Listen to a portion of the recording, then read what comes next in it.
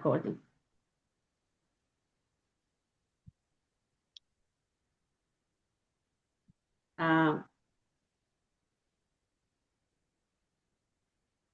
Sorry.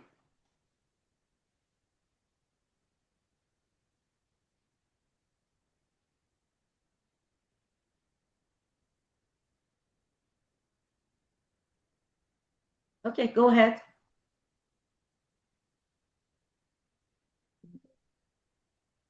Okay, dear audience, Assalamu alaikum. This is Nayamot from Dhaka, Bangladesh.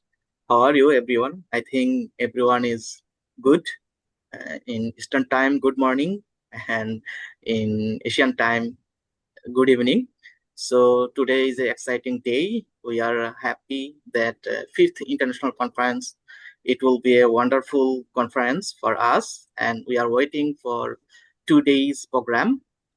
This 2 days program will be really. It will be a wonderful schedule. There are a lot of international speaker, panel member, and a lot of students. They will presentation their article. So we will be wait and we will see their presentation, and speaker will be present their wonderful research. So it will be a great opportunity for us. I think first to end in 26th October end of day, we will stay here, and we will be try to maintain the rules and regulation. And I am trying to schedule. I am trying to tell what will be the happen. There are a lot of speaker are there, and they will announce their research, and most of them. Dr. Parvin Jareen, chairperson of this Bioquantum Academy, and then Dr. Prabhu Kumar Raju, and Dr. Leonardo Horis, and international all speaker from USA, Canada, Asia, Indonesia, Mexico. A lot of countries people are will be here, because we know Bioquantum Academy, they are trying to expand quantum medicine all over the world. So this will be the future place for research and for future medicine, and it will be expand uh, Asia to North America to West Canada to East Canada, everywhere. So we will happy, and I am trying to uh, say their topic and title, and it will be today. Our program will start now, and then our co-chairman, she will opening the conference remarks, and then Dr. Prabhu Kumar Raju, uh, he will speak about the role of epigenetic corrections in autoimmune disease, and then Dr. Leonardo Ruiz, and he will speak about 5 to 8 frequency photo acquisite bioenergy and therapy.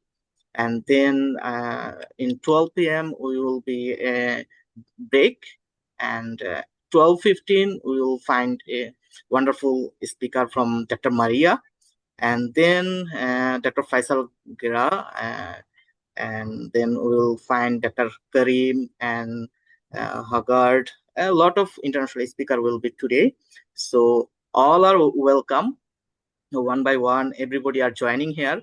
So we are excited to know their voice. We want to hear their research article. We want to hear about homeopathy, future medicine. You know, in my country, in Bangladesh, 40% people are use homeopathy, and most of them are women. So I am working for women's health. I am personally, I am Dr. Nayamot. I completed my bachelor in homeopathy, and this is I am a second generation of homeopathy. My father was the homeopath doctor, and I am trying to in my country expand homeopathy in rural area. This is the wonderful collaboration by Bioquantum Academy to introduce uh, everybody. So I hope it will be a great opportunity and energetic program. And here a lot of candidates are here, and all are welcome. Dr. Christina, Dr. Faisal Gara, Dr. Maria, and Hidar Alice, and Dr. Tara, Prathomi, Ohiani, Caroline, and David. Wow, everybody are welcome. Dr. Benny, Dr. Caroline, Dr. Bayat, Tetel, Indonesia, Suraya, Dr. Lina. Wow, everybody are welcome. And Dr. Lina, Muhammad Heril, Desi Kristani, Jeannie Garanua. Wow, it's a really exciting moment we are passing. And I hope everybody are joined here for homeopathy and share our experience because in COVID session we saw that when there are no medicine, only homeopathy, we use arsenic album, and it really wonderful um, magic in my country. I use and I also expand in our national television about homeopathy. Not only homeopathy, I said arsenic album you should use. So internationally, this is a wonderful platform to expand everybody to share their experience. I hope you will enjoy. And now I will take to the floor our chairperson of Bioquantum Academy. She will discuss, she will speak about everything, Dr. Parveen Jareen, PhD, DHMS, and DNM and DIM. She is the president and dean and faculty of Bioquantum Academy, founder of Bioquantum Academy, and founder of International Educational Platform of Homeopathy and Integrative Medicine, Canadian board certified DNM, Doctorate of Natural Medicine, and PhD in Homeopathy, Classical Medical Homeopath, Head of Department of Homeopathy, Integrative Medicine. So now time to her, and he will discuss what will be due in our next session. So I hope you will enjoy our whole day speakers voice. So let's go. Thank you so much, Dr. Ullah. It was for your wonderful introduction. And by the way, Dr. Ullah is also a homeopath, and you see that how much passion he had in his introductions about the our program and about the academy. Thank you for introducing me as well. Thank you. I would like to warmest greetings from Canada to all of you. Good morning, good evening, my respected colleagues, esteemed speakers, scholars, distinguished guests, and dear participants. It's my great pleasure and honor to welcome you all to the 5th International Conference in the World of Homeopathy and Integrative Medicine organized by the Bioquantum Academy on the topic of cancer, autoimmune advanced phase of disease, today and tomorrow. This conference topic reflects not only our ongoing quest to alleviate human suffering, but also our commitment to understanding health in its deepest and most holistic sense. As we gather here today with scientists, practitioners, educators, and visionaries from around the globe, coming together with one shared purpose to explore how homeopathy and integrative medicine can unite modern science with timeless wisdom in the service of true healing.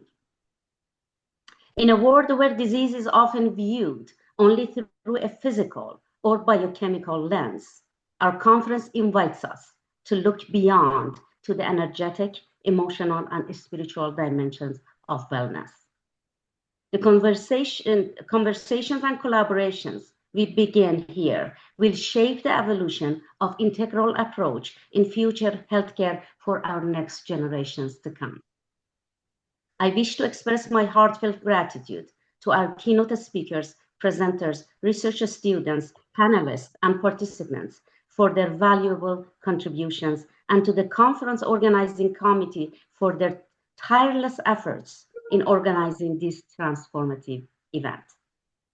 Let this last conference of the year 2025 be a celebration of knowledge, compassion, and innovation. May it inspire each of us to continue advancing the art and science of healing for the benefit of mankind. Thank you, and I wish you all an inspiring conference ahead. Thank you, everyone. Goes back to the Dr. Ullah. Mhm.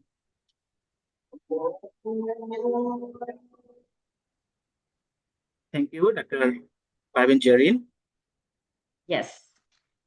to Okay. introduce and opening this ceremony, opening the conference. I think the first speaker, Dr. Kumar, Yes. still hasn't joined yet. Mhm. But if everybody agrees, I can go ahead and start my presentation. Okay. Okay. So, now the time is Dr. Parvin Jarin, and it will be a great opportunity for us. And she will speak about the power of homeopathy in treating cancer, advanced phase of disease, autoimmune conditions. So it will be a wonderful discussion, wonderful speech, and we are waiting to hear from Dr. Parvin Jarin, because in cancer, in total whole world, cancer is increasing day by day, but it's really expensive disease, expensive for patients, and a lot of patients are died without treatment. And in cancer is not a real disease, it's a mismedication or something. So what happened, it will be said our honorable speaker. So now I will give to floor to honorable speaker, and she will discuss about cancer and mismedication. I just want to make sure if Dr. Kumar is, joining the conference anytime, I can stop. So, but if not, then I go ahead. So, Dr. Ullah, please just check if in the next few minutes, Dr. Kumar is joining. So I have no problem to stop because it's a schedule for the first speaker. Okay, thank you so much. We chose the topic cancer and advanced phases of disease, such as autoimmunity. The reason I chose this because for the past 30 years, they tried to shut me up, not to talk about cancer. So when I graduated, they tried to announce it that homeopaths are not supposed to talk about cancer, and two things: one cancer, one vaccinations. So these are two things that I never stop talking about it and never stop raising awareness. So because if a homeopath has a fear of talking the truth, is not called a homeopath. So it's not just a homeopath. Whoever in the field of natural medicine or in the truth is like you're practicing with the truth and not talking about the truth, and you're suppressing it. So at this point, and that's why most of the time, I had events to raise awareness. So yes, as Dr. Olaf introduced the Bioquantum Academy and also introduced me, I think nobody needs to know more about me. And again, welcome to the 5th conference organized by the Bioquantum Academy. And today's topic is the world of homeopathy and integrative medicine, which I just mentioned earlier, that when we talk about integrative medicine, it doesn't mean that we are integrating with allopathic model. We are integrating with whatever modalities that they're compatible with each other, and they're compatible with the main medicine, which is homeopathy. Okay, I always try to, it's not a frustration that I have, again, is that the truth behind of a matter that everybody has to know. When I want to talk about the cancer patients that I treated and they're fully recovered, which is gonna come as a case presentations today. So I have to compare the homeopathic system with allopathic system. I have no choice. Otherwise, a lot of questions left for you, and you might don't fully understand, because my perspective might be new for all of you, for especially the students that are coming from allopathic model. That's why I have to compare. This comparison, it's bringing the truth out. So it's my what you call it, something that I always say, who we are, my slogan, that we are where science meets wisdom. So science is always been around, but always proves wisdom. Okay, it's like what comes first, eggs or chicken? So the same thing, what comes first, wisdom or science? So there's no question about it, that ancient wisdom is out there, right? And they didn't have science. The science came along, after. So why ancient wisdom is still running the science? So science is proving wisdom. So discover the wisdom of healing, not just the mechanics of disease. So I'm going to run you through my perspective step by step, in order at the end of the conference that you listen to the cured cases of cancer by me, then there is no question. There is no question. So yes, true science proves wisdom. Wisdom leads to true science. So these are entangled. Okay. So the table of content of my talk today, it's a big, but again, it's a 30 hours course. And one of the challenges I always have is just to try to make it brief and to summarize it into just 45 minutes. It's a little bit impossible for me, but again, it's a big table of content on this course. So the very first thing that I always want to bring my perspective out is to talk about the philosophy of everything. My PhD is on philosophy of medicine. What is the concept of medicine? What is the concept of malignancy? Why medicine can help malignancy? These are something that we have to understand, because as a homeopath, we do not focus on pathology. We treat the person as a whole and restore physiology, not pathology. So the cancer, as the advanced phase of one internal disharmony, which I always talk about it. Human body has only one disease. It's only one internal disharmony with different degrees and countless manifestations of disease, which according to every individual's predisposition, tendency, lifestyle, environmental factors, nutrition, and so many others, the disease manifests in that particular being. So, but we don't have diseases, which the allopathic model names diseases. There is only one disharmony, but those that they call them diseases, they're the manifestation of disease. So as all my students know that, they all have my book that I created, Trinity of Disease. In a physical body, there is only 3 reasons that the body can get sick. So I'm going to walk you through all of those. The allopathic view as a contrary concept or opposite of disease is completely different than homeopathic view that it's similar to the disease. So that's why I always say it, that these two concepts they cannot coexist, and there is no way that the contrary or opposite concept can work or treat the human body at the same time when the similar concept is trying to help. So we are, as homeopaths or whoever, what the natural modalities we are in, we're not going to take a machine gun and just go to a war against the disease.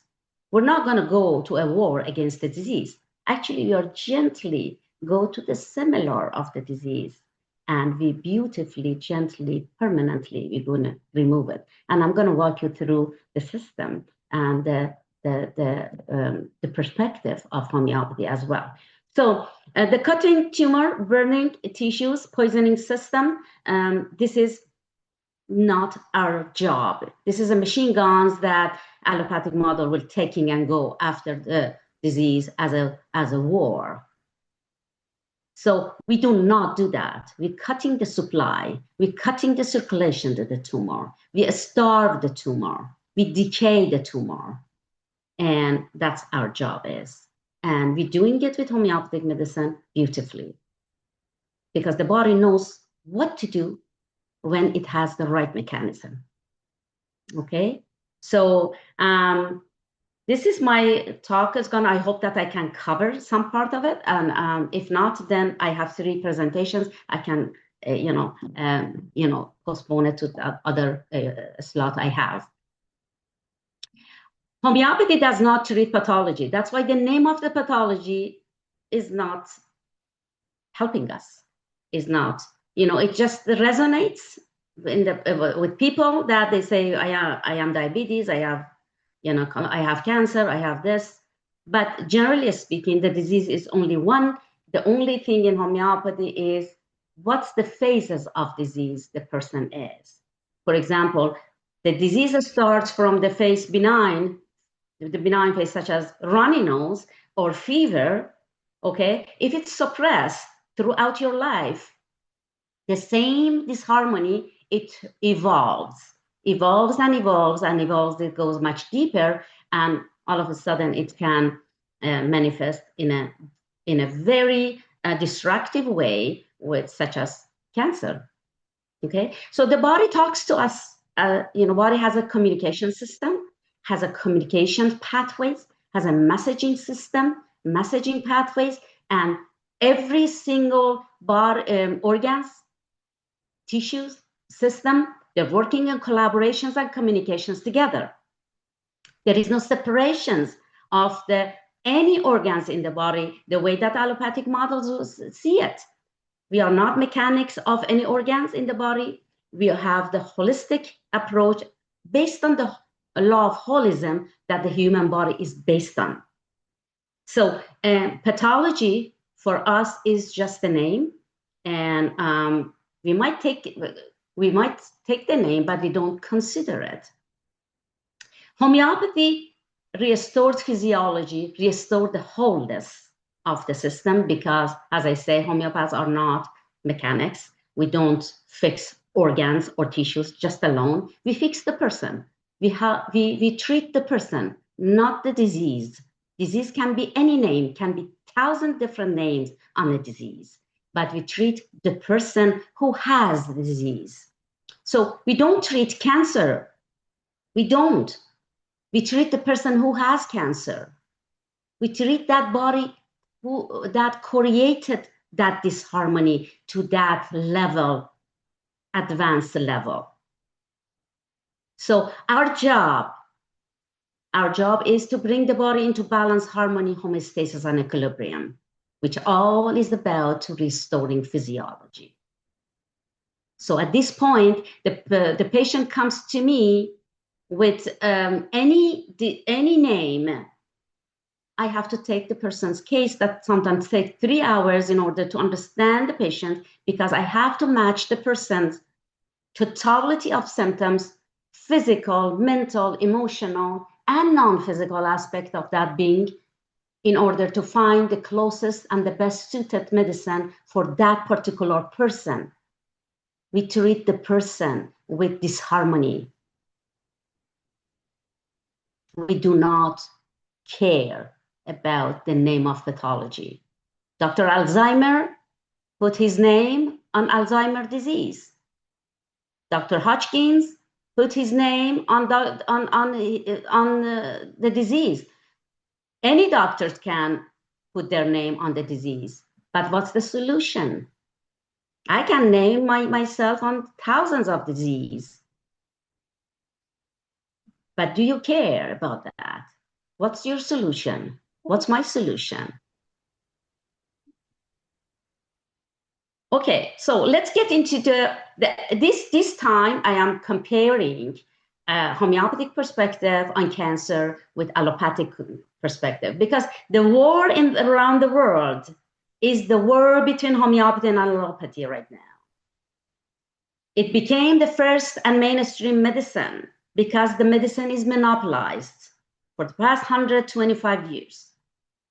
Still, with that monopolizations, homeopathic medicine is the second largest system of medicine around the world.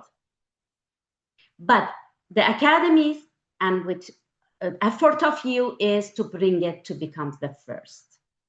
Because the truth is behind this perspective.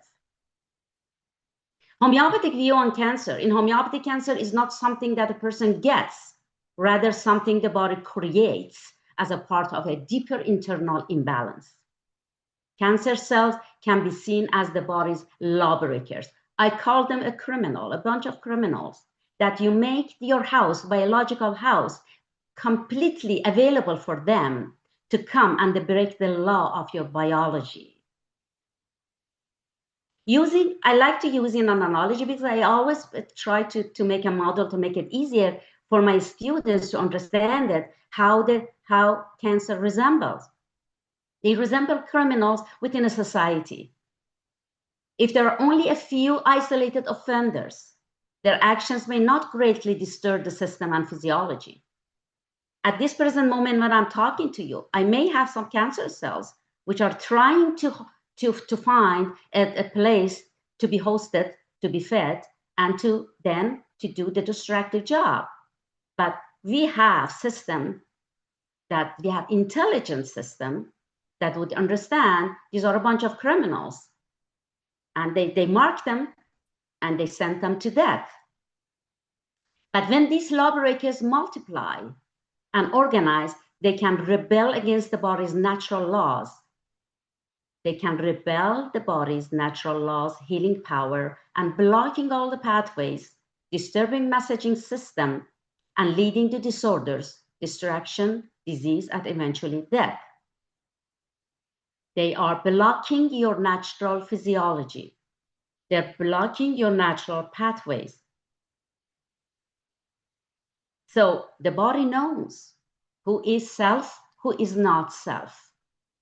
But what's the problem here? That we let these criminals, these lawbreakers, to take over our biological properties. What's happening? It's the time the body lost its intelligence. Then these are not smart cells. These are a bunch of criminals. But the problem is that the body is losing intelligence and wisdom by so long time suppression. From the time of conceiving embryonic, infancy on. It goes back to the long time back. So human body is relying and alive on collaborations and communication and harmonious physiology.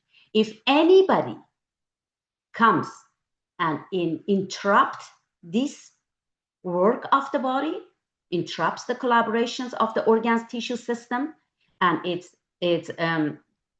affecting the harmonious physiology, disease takes place. Disease takes place, but it manifests in a different forms and a different phases. Oops, sorry. Where were I? Let's go back.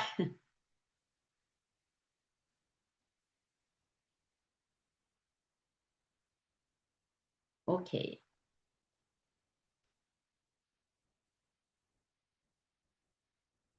So cancer cells are not external invader.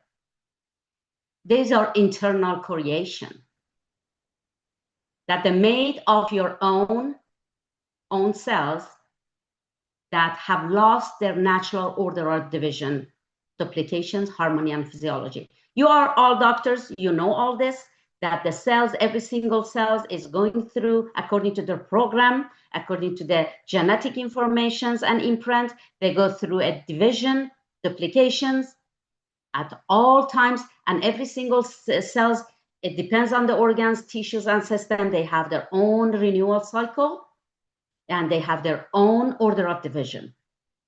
The order of division in pancreas is different than the order of division of liver, and liver is different than lungs. Lungs is different than the skin. They all have their own genetic codes, their genetic informations. So, and according to that program, they do the job. But when that internal creation happened in cancer, they lose the order. They lose the order, they lose the informations. That's why any lawbreaker can come and feed on that cells that they lost order. So in fighting this kind of problem aggressively through allopathic model by cutting, burning, poisoning, means wagging war against yourself, because this is the creation. This is the body's creation. If you're putting the body through removing the tumor, or even removing the organs and burning it through radiation and poisoning it through chemotherapy, it's a war against yourself. It's simple. And the disease doesn't go anywhere. Disease is gonna go actually much, much more deeper, and is gonna find another way to attack you. These are misguided cells, are like internal lawbreakers who have taken over your biological property. You have to kick them out. You have to remove them. But how? By going and taking a machine gun against them and creating a war? Absolutely not.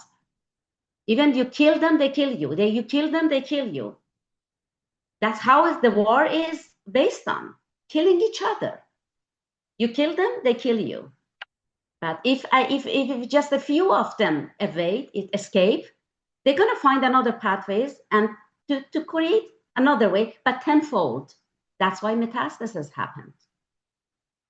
Metastasis happened because it's almost more than 90% of people with chemotherapy happens because you created a war against a bunch of lawbreakers that they are kind of with their claws, because cancer in Latin word is, or carcinos, is a crab. It means crabs. Crabs has like claws, you know.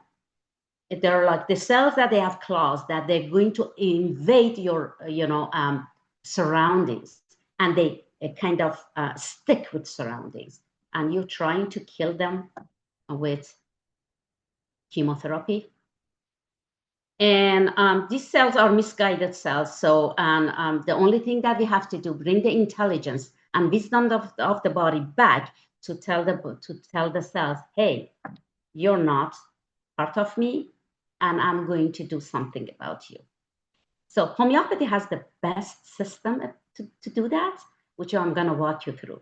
When you try to attack them by blocking their path through surgery, radiation, and toxic artificial drugs, they often find new ways to survive and spread even more viciously.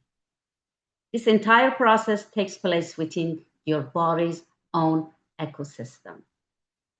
You're going against your own ecosystem. How can you fight an enemy that is part of your own body? By continuously suppressing symptoms, which is your body's language, your body's natural expressions, communication of imbalance. So when the body is getting into disharmony and the internal physiology is out of balance, we'll talk to you through runny nose, through fever, through rash, through diarrhea. So these are the very benign phases in the beginning. Okay, I'd ask you to just try to support me, not to suppress me. Support me. Support my vital force. Support my immunity. Support my cell. Don't suppress me. It's my language. I'm communicating with you. But unfortunately, in allopathic model, the very first thing is anti-fever, is anti-this, is anti-that. And then the same benign symptoms is going to evolve. In everybody, is going to evolve and goes to the more advanced. So the way that it is talking is sometimes is talking to you very gently through fever.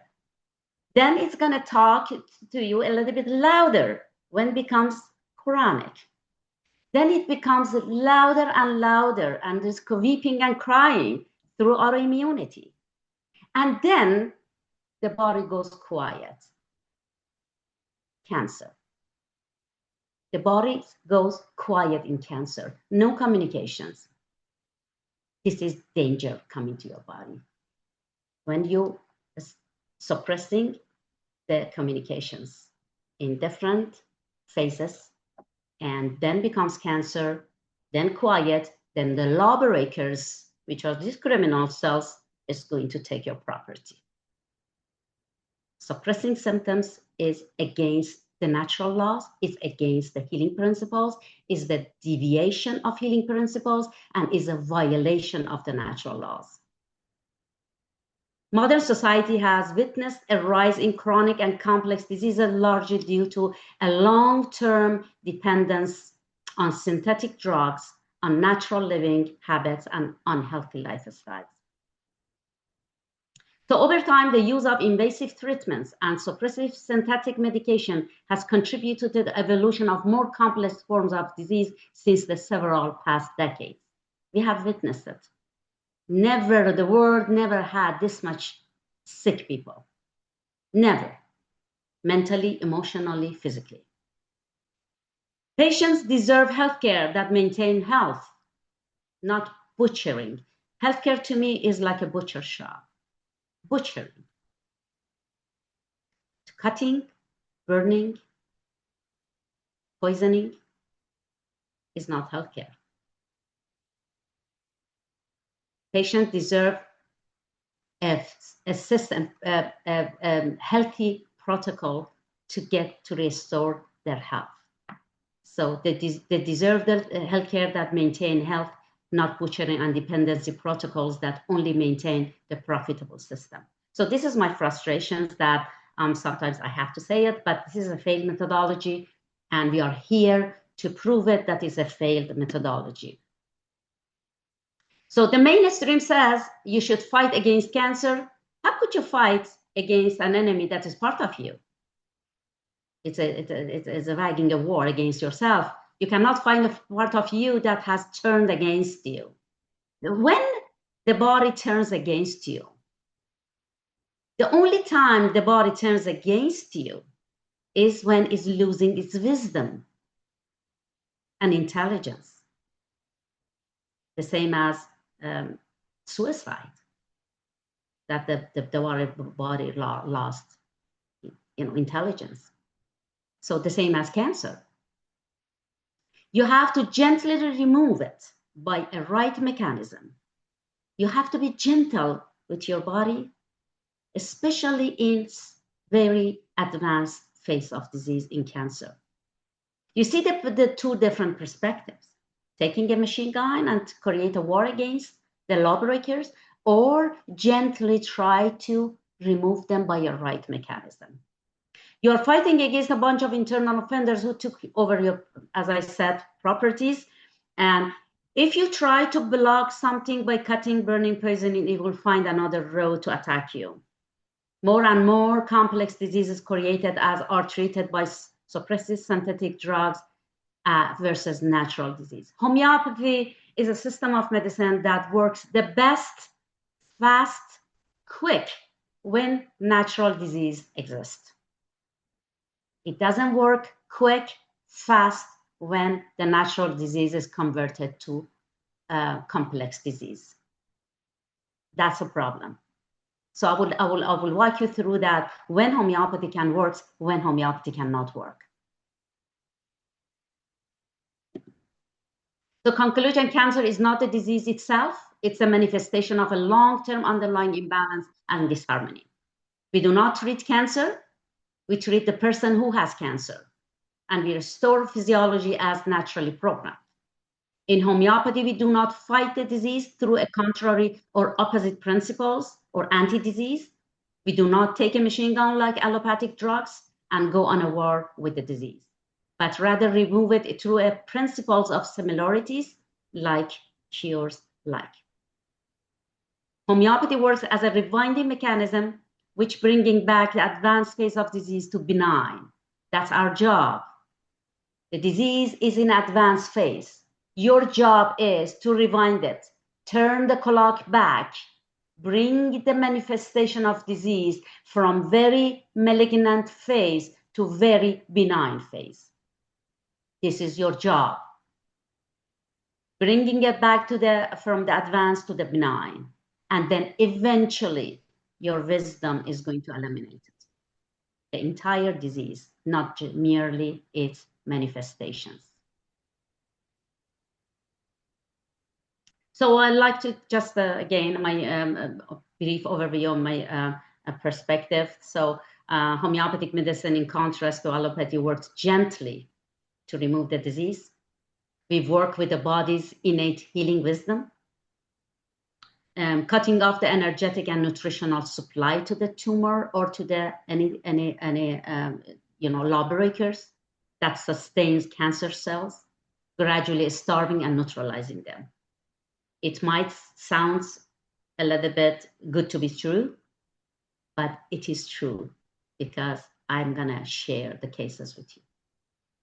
We facilitate the natural decay of the tumor from its center outward, stimulate and strengthen the immune system, enhancing the body's defense mechanism, restore internal homeostasis and balance among vital forces that are running throughout our body. We reawaken internal biological communication pathways, and we regulate endocrine and metabolic functions, helping the body return to homeostasis and equilibrium. That's all we have to do. Nothing else the body needs. It doesn't matter what phase of disease. The phase of disease that goes to the advanced phase of disease is going to be much harder and sometimes longer, but there is always and always, with the right rewinding mechanism, you can bring it back to the benign phase. And the benign phase is the time that the wisdom is kicking in. So as its foundation, homeopathy is the most scientific discipline that nature has ever revealed to humankind. And it's an intelligent system of medicine rooted in natural laws, healing principle, resonance, and the profound intelligence of life itself. So intelligent body, because we are intelligent, has to run our life. Only system that can fix that problem in intelligent body is the intelligent system of medicine. I would like to always talk about the quote from a Persian ancient philosopher, which I grew up with it, Avicenna. Never cut a tumor, it becomes wild and will spread and attack you tenfold. Who said this? Avicenna, 3,000 years ago. And look at the ancient philosophers, they knew it, that you're not supposed to cut the community of lawbreakers that they have ganging up against you. Don't touch them. The moment you touch them, even one of them awaits from you, is going to go and create a bigger community in your biological body. So always true science proves ancient philosophy. So again, goes back to the the concepts. Allopathic concepts is the opposite concept and versus similar concept of homeopathy. But we both have different philosophy. We both have different diagnostic tools. We both have different treatments strategies. That's why they don't coexist. Especially in cancer patients, don't coexist, okay? So I have cancer patients right now, 2 of them that they're, I would share the case with them. Both of them are on chemotherapy and one of them I just took her off in 3 weeks. She's without chemotherapy since August, and she's doing amazing. Okay, the major difference. Excuse me, ma'am, do you continue? Our speaker is now in our, he is Okay, participating. I have to finish now. Oh, sorry. Yeah, I can. So the major difference between allopathic and homeopathic approach on cancer lies primarily in their philosophical foundations, diagnostic approaches, treatment strategies. And there are some aspects of scientific aspects of, allopathic model that we agree. So the cancer is a disease caused by uncontrolled and abnormal growth of cells that can invade and spread any part of the body for sure.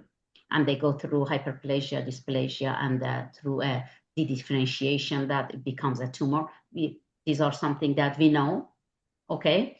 And their core belief is genetic mutation, environmental toxins, infection, and the rest, which we agree. They have different diagnostic tools, and they have they go through blood tests for tumor markers. But homeopaths don't do that, do not have that. Okay, so 3,000 years ago, cancer, these lawbreakers have always been from the beginning of life. These are not just new. Everything was being from the beginning. Only the complex diseases created with the last 125 years. Natural diseases have always been. And allopathic view on cancer is a localized disease. They see it as a localized disease. They think that if they remove the tumor, burn the tissues, and poison the body, they can remove the disease because it's localized. We don't have localized disease. This is a manifestation of the systemic disease, systemic disharmony that comes to talk to you in one location. So that's a difference. It's a huge difference. A localized disease, it's a completely different than systemic disease. So again, they go after with the surgery, they go with the chemotherapy, radiation therapy, immunotherapy, targeted therapy drugs, all those things. And through everything, they're killing the natural killer cells, they're killing the healthy tissues. And then after that, actually, they put the person on steroids because they killed the immunity. Okay, so I have the patients, currently patient, I can share the case with you. That's what they have done to this innocent human being. So can any of the above allopathic approaches remove the disease in the entire form? Their philosophy focusing on physical pathology and treating the tumor directly and individually.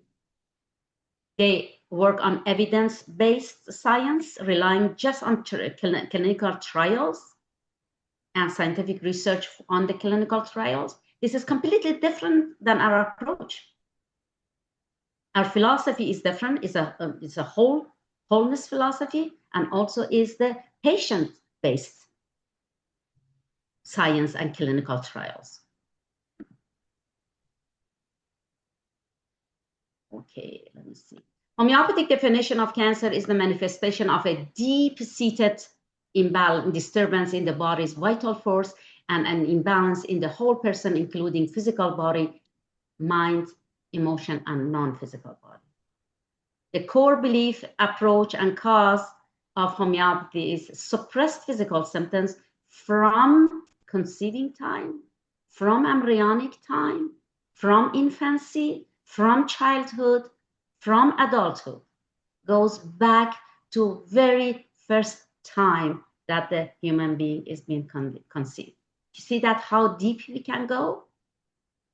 So suppressed physical symptoms, emotions, traumas, long-standing stress, miasms, which is the predisposition, and genetic components, chronic disease, and weakened immunity. These are something that we take into considerations. We do in the diagnosis, we don't have the diagnosis that they do, and we may consider conventional diagnosis from the past 100 years, but we have holistic devices as well, and according to the totality of symptoms of the person, we understand the level of disharmony. We don't have to understand that, the way that they do, but the level of disharmony it's telling us how deep the disease is in that person.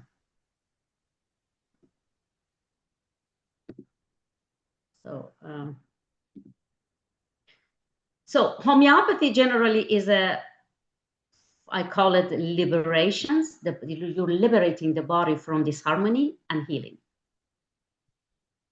Allopathic is all about compliance and dependency. You have to comply. The body has to comply to this drug, to that drug, to this intervention, to that, and bringing the body into dependency, sometimes for life. So healing in any human body is not uniformity, is an individual. So is cancer. You want to treat a cancer patient, you have to treat it individually. Not the same cutting, burning, poisoning for everybody. The same prescription fits all. We don't have this in any medicine, in any health platform. This is completely against the healing principles, is against the laws of nature, that the human body is absolutely part of it and follows it. This is a deviation and violation. Deviation of healing from the laws of nature and violation of healing principles of human body. You're already killing that human. So homeopathic approach, treatment goals, restore balance and repair the vital force. And the vital force is, I can say, is like a balloon. It's like a balloon. Okay, any disease agent, anything, lawbreakers can poke it. And sometimes the poking is not that hard. It's not rupturing the vital force. It's still repairable. But sometimes it's so, that poke, that disease agent is so hard, it's going to rupture the vital force, and then the complete energy of your being is leaking out. When that happens, we have to. The only thing homeopath's job is to repair that balloon, to bring the vital force back to function. So we stimulate the body's natural healing ability and address the root causes of disease. So the main treatment of homeopathy is a constitutional homeopathic medicine based on the totality of symptoms. One thing that I would like to talk is that the majority of cancer patients that they have been coming to me, they have done something in allopathic model. Either they cut the tumor, either they had to go through a chemotherapy, radiation, or whatever. And some of them, they just did surgery. They didn't go on chemotherapy. Some of them, they did only chemotherapy. They didn't go to radiation. But there are some cases that they do not want to do anything with allopathic system. They come to me. So I have a case that she didn't do anything, and she came to me for the treatments from the beginning. No treatments whatsoever prior to that. And the other cases that they are currently, they have done different things. Okay, but for any case, we have solution. Homeopathy has solution for any case. Okay, because it's not that homeopathy has a solution, the body has solution. The only thing that you have to guide it. It's a misguided body, misguided cells. You have to bring it back to homeostasis, equilibrium, and a guided body. So we work on individualization. Not one medicine fits all cases. Not uniformity in any disease, or especially in advanced case of disease. Cases vary from person to person, so is the selected medicine, no matter general terminology of cancer. So if a person comes to me that they didn't go for the test, blood test, or any allopathic test, but they're not doing well, and they come to me, according to the individualization and totality of symptoms, I understand that the level of disharmony, and I know that whatever it's happened in the body, it has evolved into a very advanced phase. I might not know the tumor Tumor is the same symptoms as diarrhea, right? But it's very malignant and can kill the person faster. So, but again, my job is to rewind it, no matter what it is. So there are a lot of different things that we have to do in order to bring the restore the physiology and cleanse and support the pathways and bring the communication back. Let me tell you something that happened to one of my cancer patients that she came to me.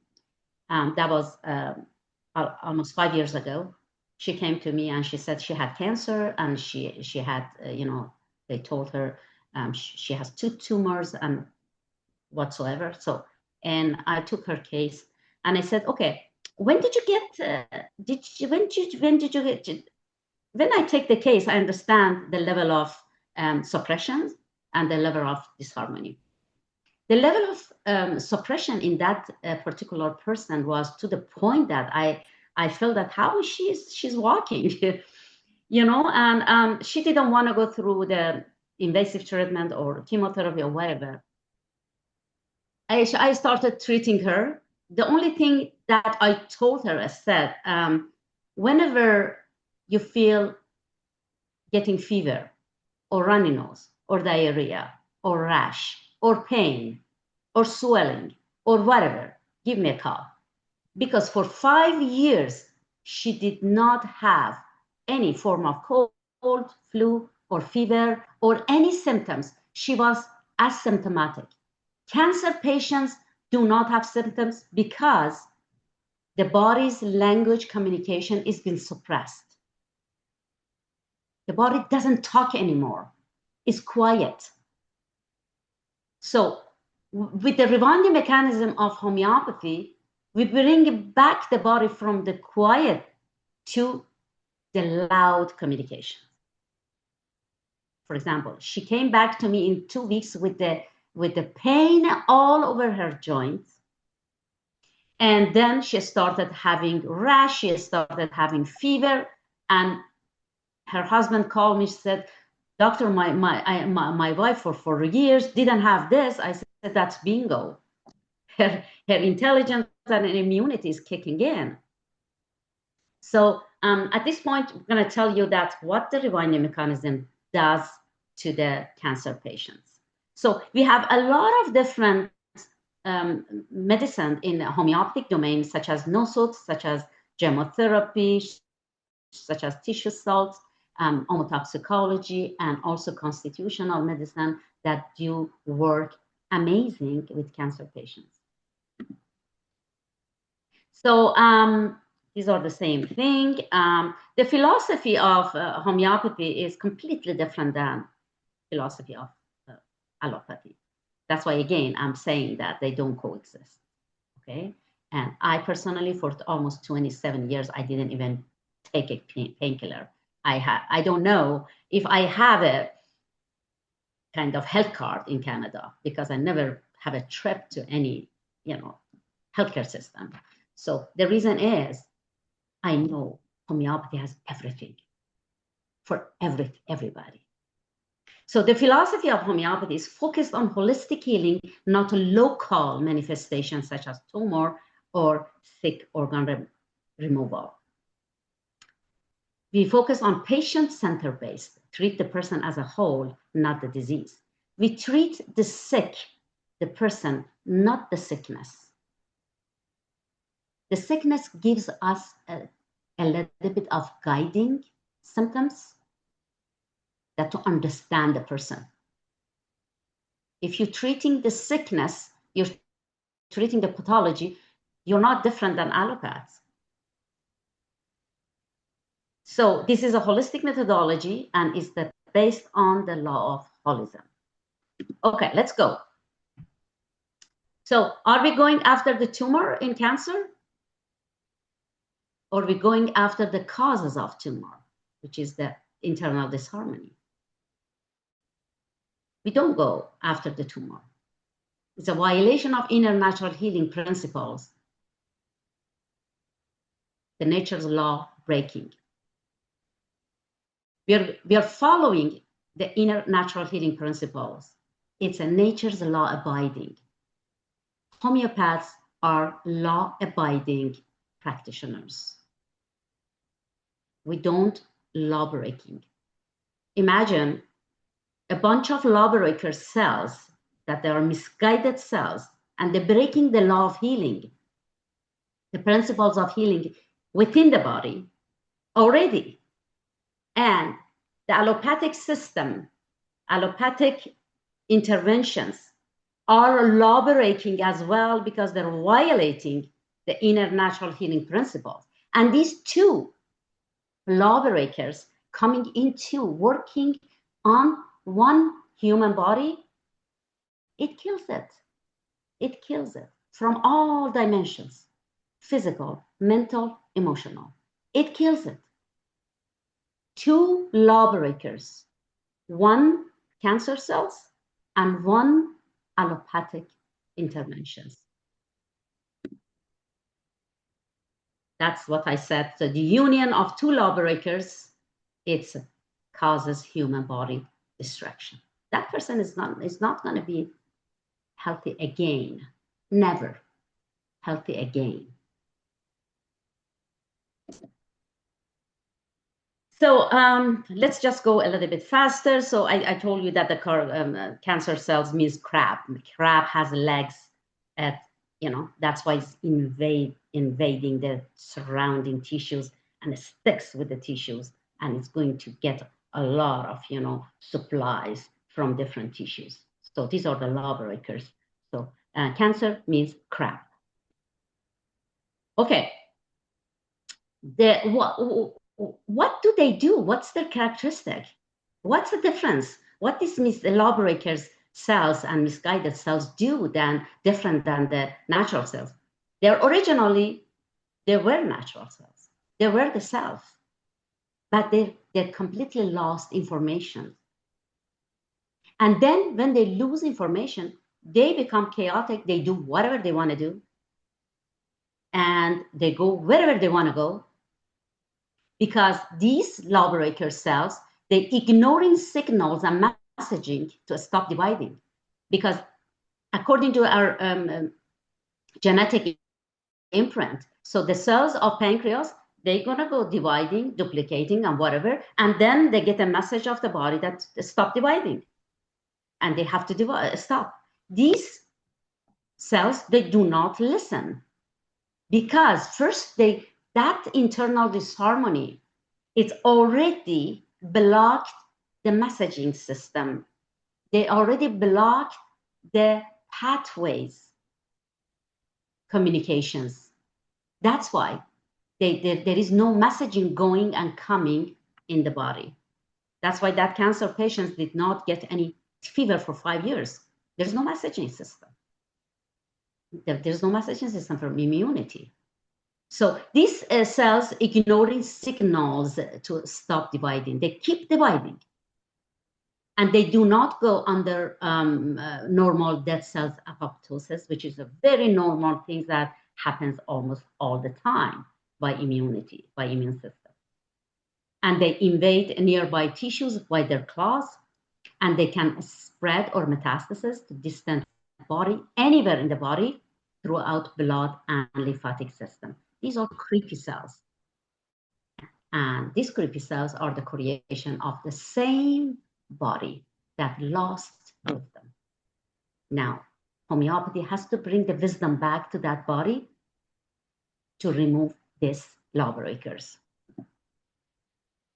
These cells, as I said, the normal cells, they stop dividing when they get the message, but the cancer cells already blocked the messaging system. They don't get. And they evade from the immune system as well. They don't listen to immune system. They escape. And they say, are they smart cells? To me, no, they're not smart cells. They're criminal cells. So the normal cells are behaving normally according to the imprint and informations of the program for. These are completely misbehaving abnormally. So are you going with the machine guns after the misbehave abnormal cells? They can spread. They can go different places, and they can affect you and they can kill you actually much faster.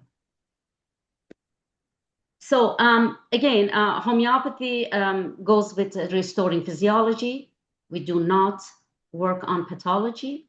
These are two distinct concepts in treating cancer. So the reason that I brought it up, because I want you to be much familiar with my perspective, how I can treat cancers, because I teach cancer courses to medical doctors, that how they can treat their patients with homeopathy and integrative medicine. So that's why I have to bring it, into kind of presentations to really understand how it works. So, okay, let's go to the rest of the things. So the cancer cells, the difference is that they don't receive the signals, they don't communicate, they completely block everything, they escape from the immune system, and natural killer cells cannot find them, they're hiding, and that's how they do it. It's the same as criminals that they're going to break into your house. They always try to hide from you. They always try to come from a corner that you cannot see them. They always they want to come in a dark that nobody sees them. That's how the lawbreakers are. If the main door is closed, they try to find the back door. If the back door is closed, they try to come in through the windows. They always try to get in from different ways, and they always know where to go. And that's how, that cancer cells are. So they are completely taking over the biological property of the body, but they manipulate everything. They manipulate your metabolism, they manipulate your nutrition pathways, because the cancerous cells are so hungry, they have claws, they become they gang, they are a gang, they're ganging up against you, and they're a community. And the cancer cells eat 30 times more than normal cells. 30 times. That's why anybody who comes to me for any form of, conditions, I ask them to go on fasting. Because fasting is the first thing that I do with the cancer patients, to cut off some supplies in the beginning, because they eat 30 times more than normal cells. They love and thrive on sugar. They have 10 times more sugar receptors, because they have claws. Okay. So, and they have more blood vessels via angiogenesis. They manipulate everything. And because they become a community, they're a gang, a huge gang, they create, they try to protect themselves, and they create a process of angiogenesis. Actually, they make the blood vessels on their own. It's like they make their different highways for themselves. That's how they do it in the body.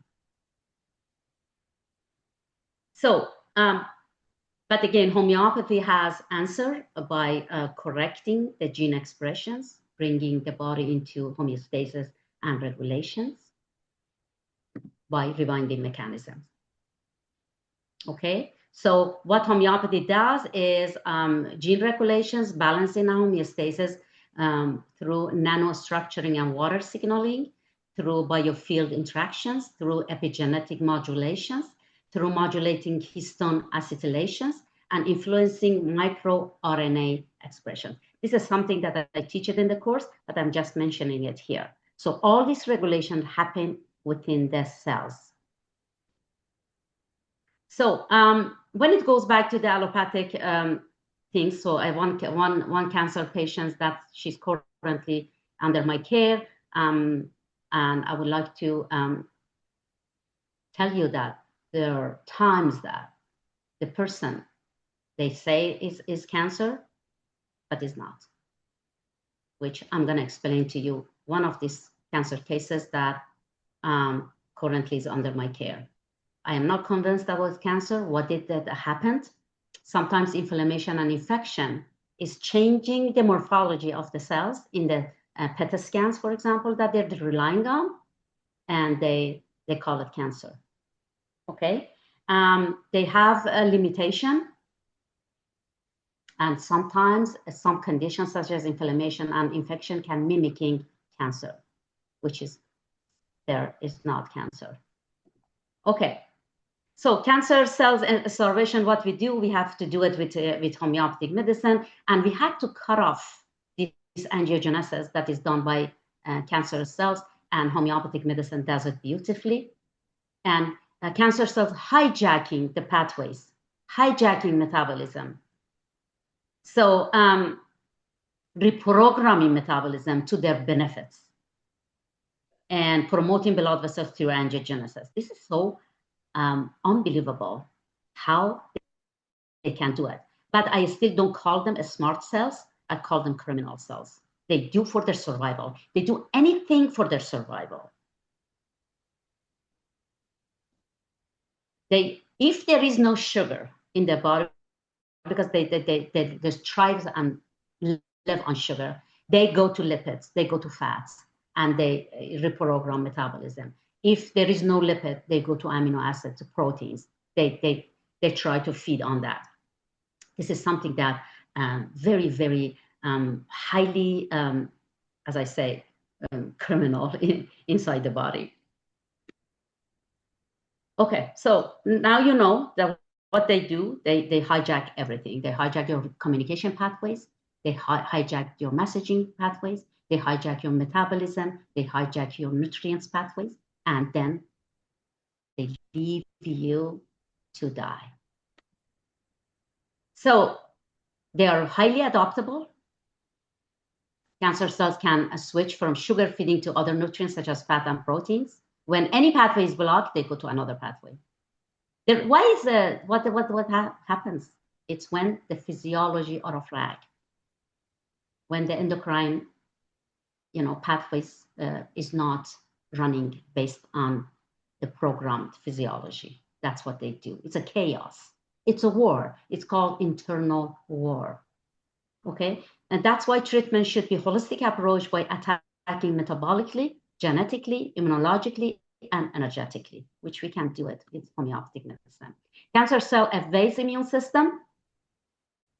Yeah, our defense system, our bodyguard, and they evade it. The immune system cannot go. It's like they go through the blind spot of immune system. So what happens to the intelligence of the defense mechanism, defense system? It's sleeping, it's inactive. That's all. Okay. I think I talked, so let's get into the evolution disease table. This gives you all the information that I talked about. Just this table, enough to know. I give it to all my students. Just this, disease is this: from excretion, inflammation, deposition, impregnation, degeneration, dedifferentiation. As you see, the dedifferentiation, which is cancer, is the last phase of disease. The last phase of disease is the time that the body is quiet, is asymptomatic, doesn't have symptoms. It goes to the quiet, state. But with excretion, there is something, either diarrhea or runny nose or something. With inflammation, there is always swelling, a fever, pain. So see that the benign phases? When the benign phases are suppressed, they go to the very last phase of the cancer. Cancer is the result of long-term suppression. Okay? So we're removing the disease homeopathically when permanently. So homeopathy, if you do it right and correct, you're removing the disease permanently. It's a choice of the doctors how you want to do it, and it's a choice for the patient how you want to do it. Okay, so again, I like this one, that the body talks to you through symptoms. The benign phase communicate with you gently. In chronic phase, communicate louder. Advanced phase, crying out, such as autoimmunity. And in a malignant phase, goes quiet. Oh, it's very creepy. Okay, everything that happens in our body starts from the cell. Disease starts at the cellular level. Health restores at the cellular level. We have to work at the cells. We don't have functional disease. Functional disease is the result of cellular disease. The only system of medicine that is a cellular disease is homeopathy. The rest are functional, such as medicinal plants, such as herbology, such as functional medicine, or even nutritional medicine. They're all working at the functional level. We don't have functional disharmony. Function of the body or physiology is the result of cellular sickness. So this is my trinity that I have it in my book, and I think all my students have it. So we have to address this. We have to address the deficiency of the cells. We have to address the cellular intoxication, and we have to address the powerhouse of the cells, the mitochondria, that bring us adequate energy flow. Okay. The biochemistry of body, let's get to the physical body. That is, for example, 92 essential nutrients is filling up the vessels of the physical body. And 60 of them minerals, 16 are vitamins, 12 are amino acids, 2 or 3 are essential fatty acids. The rest is water and oxygen. As you see from the numbers of the essential nutrients, 2/3 of the essential nutrients are minerals.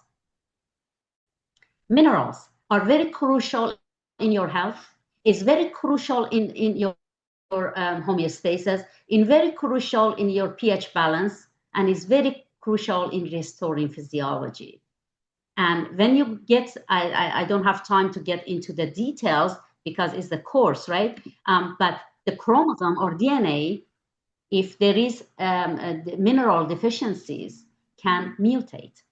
And mutation of the DNA can cause any problems. So that's why we have to pay attention to the deficiency before we get sick, right?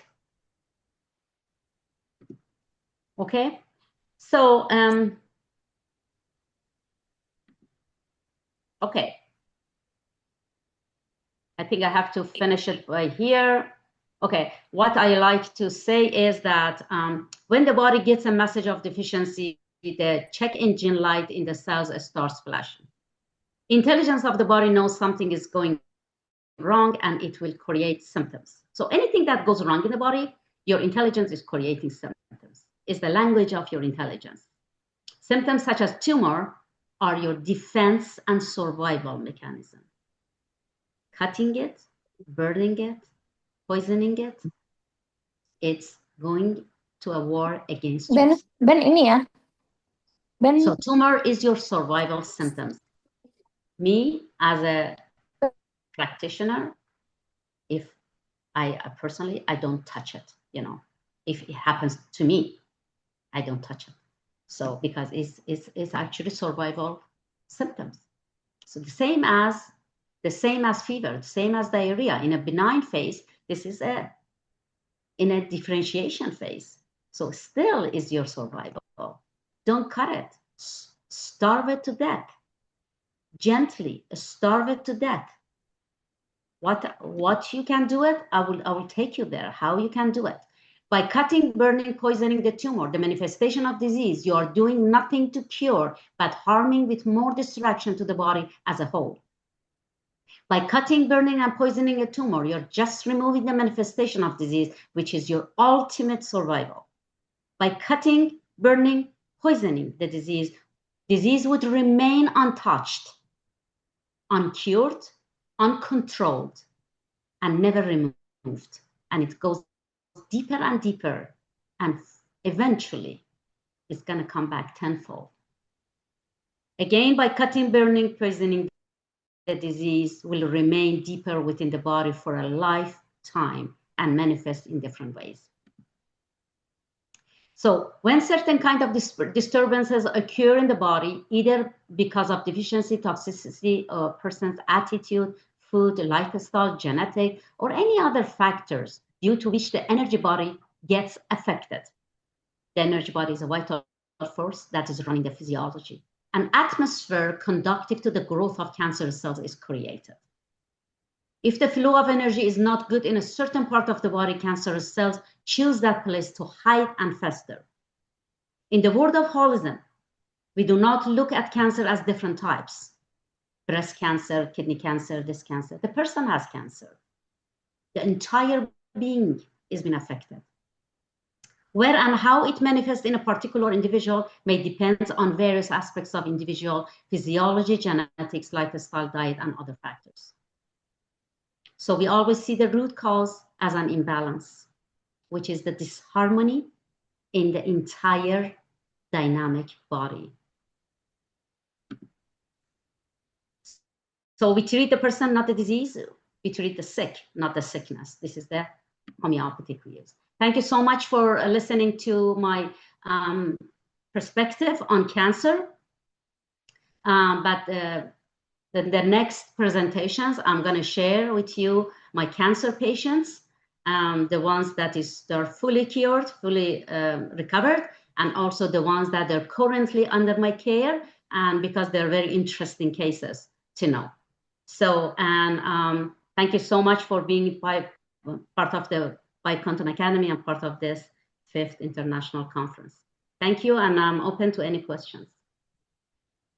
Yes, ma'am. Thank you. Thank you so much for your wonderful speech. And we understand that cancer is spreading and how we will treat. Actually, you easily say that we don't treat the cancer, we treat the disease of vital force. And you said about how cancer is spread and what is the difference between allopathic treatment and homeopathy. And today's discussion topic is really wonderful, and there are some questions. Do you take question? In chat box, there are some questions. Okay. Can you read the questions? Okay, let me just read the questions myself. Miss Ellen, do cancer cells behave like parasites? Is cancer a parasitic disease? Do cancer cells behave like parasites? Is cancer parasite? No. Cancer cells are misguided cells who lost information, who lost genetic information, and I just said that, I just said it through my, presentation, and they do not respond to any signaling messaging of the body because all the messaging system, pathways are blocked, and because of the internal disharmony. So these are the same cells, the same natural cells that they go through mutations, and they misbehave, and they don't go according to the genetic informations. They're not parasites or something. No, that's not. So you say never cut a tumor, it becomes wild and will spread and attacks you tenfold. But what happens is the many treatments are done by cutting tumors, and the result, the improvement is just temporary. The disease stays untouched. When you cut, burn, and poison the body, the disease stays quiet. And you be careful, because you think that is improvement is a very temporary adjustment, temporary managing, but the disease is going to go actually much quieter and it's going to attack you. And so that's the truth behind the allopathic model, that they think it happens. First of all, the cancer patients that are under my care, none of them improved so far. And I can share the cancer cases with you. None of them improved. But the improvement that they say, the reason is that you think that is improved because the body's shut up. It doesn't manifest the disease anymore for a while. You just shut it up. And okay, so let me just there is another question. Yeah, okay, go ahead. Dr. Christina, he said about Professor, you say never cut a tumor, it becomes wild and spread and attack you tenfold. But what happens is the many treatments are done by cutting tumors and the result improve. Philosophy focuses on holistic healing, not local manifestations such as tumor or sick organ removal. Is it possible to recover if the tumor is not cut out? And another. Okay. That's my perspective, and I have treated cancer patients for the past decades. So, and this is the philosophy of homeopathy and holistic, that do not touch the manifestation of disease. Doesn't matter. It's a rash or it's a tumor.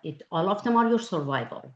Okay, you just have to have remove the disease, the internal disharmony, by the right mechanism. Cutting, burning, poisoning the body, you're creating a war against yourself. You're creating a war against your biological properties that has been taken over by lawbreakers. And these lawbreakers is a good sign that they are coming, they're ganging up as a community, and they come in one place. Instead of going everywhere, at least they come in one place. And you're going and you touch them, you cut them. It's even one cell is going to escape. The body is done. The body is done. Because they're going to come back, attack you tenfold in a different, from different angle. So the improvement, I don't know what questions from which doctor was. The Dr. Christina, I guess. The improvement, Dr. Christina, that's not improvement. That is the blocking the communication and quieting the body that not to communicate. And that at that time is not improvement, it's just the body goes to deeper quieting. That's not improvement. And you as a doctor, you will see that that patient's gonna come back with the tenfold problems. So when the body is quiet, doesn't mean that the body is healthy. The body has to talk. The body has to communicate. The body has to keep sending signals. If you're blocking that pathways, which these lawbreakers do, the cancer cells do, you think that and actually one of the patients that I told you that 5 years ago, she came to me and with tumors, and she said, I am healthy because it's been 5 years that I didn't have cold and flu and fever. I said, okay, when you get a fever, please call me, because that's a problem. The body needs communications. We are a living being. The living being needs, to communicate in different ways. Sometimes in form of pain, sometimes in form of rash, diarrhea, fever, this, that, the body communicates. In cancer patients, the majority of cancer patients that they have been through a suppressive method, the communication is completely blocked. They don't get symptoms. It's asymptomatic. That's a danger. That's very dangerous. So, Dr. Christina, that's not improvement. That's the lack of communications of the body with the rest. So in chat box, there are some comments, and you can check it. You can give answer now or in last of the program. Okay, let me just go to the check. Okay, there are two. Okay. Thank you so much, Dr. Suri. Dr. Suri, she's an oncologist as well. So she says, amazing presentation. It's so true. Yes. This presentation is what I am waiting for from you to. Thank you so much.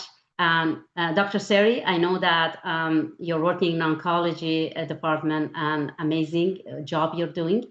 But as I mentioned to you before, you should take the course, the full course, okay? Because you're the one that you should, convert this system, this oncology system, to the true system of medicine. And And I'm proud of you, honestly. And yeah, I know in 2026 you're going to come and take the course. So if someone gets a tumor taken out, is there no such thing as remission of cancer? Is there no such thing? Actually, there is no remission. When you're cutting the tumor, when you're cutting the manifestation of disease, there is no remission. It's going to come back. It's going to come back. It's going to come back in a different form. So, and this harmony doesn't mean that if you're cutting the tumor, another tumor comes. It comes in a different form. This harmony is something that we don't know what the individual is going to respond to that disharmony. Maybe it's going to be very hardcore autoimmunity, because cancer is the immunity related. So we don't know if you cut it. Maybe the autoimmune, lifetime autoimmunity can cause, and the person is going to be crippled. So there is no remission. Everything that is happening in allopathic model with cutting, burning, poisoning is temporary. It's just temporary. The body is going to respond in a different way to this internal war, because you took a machine gun against the disharmony. It's going to come back. So, but I'm not saying it's going to come back as a tumor. It's going to come back as a different disharmony. Because don't think that you're removing the tumor, you restored physiology and homeostasis. You're actually deepening the disharmony much further. This is very scary. Dr. Seri, she's oncologist as well. She knows what I'm talking about because she has been witnessing the cancer patients. So, and again, I think you guys, when you listen to my, presentation, case presentation, it's going to answer some of more questions. But I would love to answer more questions if you have. Yes, yes, Heather. It's very scary that what they do to a living being by cutting. I have a patient that not only they cut the tumor, they cut the organs. So it's not a healthcare, it's a butcher shop. So, and they're butchering people's organs. And this is not restoration of health. This is not. And again, tumor, no difference than a runny nose. The runny nose is benign, doesn't kill you. It's a benign phase of disease, but the same runny nose is suppressed. Goes further and further and deeper and further, and comes manifest as a tumor. The same runny nose that is your survival mechanism, is a communication form of your intelligence. The same thing as tumor. Tumor is the communication of your intelligence. It's telling me that this harmony within you is so bad, it's so big, it's so long. You got to do something about it. Okay, in homeopathy, we don't take the machine gun goes against them. We rewind it. We turn the clock back. We turn the clock back. We turn the disease back. We don't go further. This is not the natural laws. This is not the healing principle to go further without a tumor, without an organ. No, we have to bring the body back to the when he got sick, but was benign. That's our job. That's our job. Disease has to go back, not to go further. Allopathic model takes the disease further. We take the disease backward. That's the way that healing principles are. They violate the natural healing principles. We abide, we follow the natural healing principle. That's the only way. Disease has to go back to the time that was benign and then restore health. When it's benign, restoration of health is immediate. Homeopathy is a rewinding mechanism. It's not taking the body further. It's taking the body back to the time that the body was harmonious. The body was in equilibrium. The body was in homeostasis. So that's what we do, okay? And you as doctors, please take it into consideration. The way Dr. Seri did, the way that Dr. Seri is doing. Dr. Seri, would you like to say how long you have been working in oncology? Thank you, Professor Sarin. Nice to meet you again. Thank you. I am not in oncology for chemotherapy, but I'm in a palliative care for treatment, the quality of life of the cancer patient. Mm-hmm. So I saw a lot of patients who already did all the chemotherapy, all the radiation, and so on, but they become worse. Even my senior, some doctors, after chemotherapy 5 times for the hepatoma, for the liver cancer, 5 times, and he was gone last month, only 5 times chemotherapy. And also another for pancreas cancer, my colleagues also, my senior, 27 times chemotherapy and gone. All the body destruction, all the body after the chemotherapy. That's why even I myself, I suffer of lung cancer 3 years ago.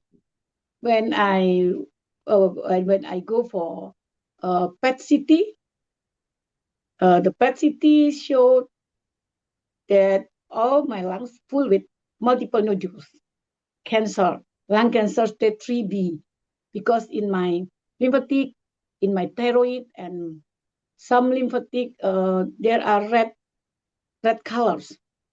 But after my thyroid cut off, it's only benign, it's not cancer.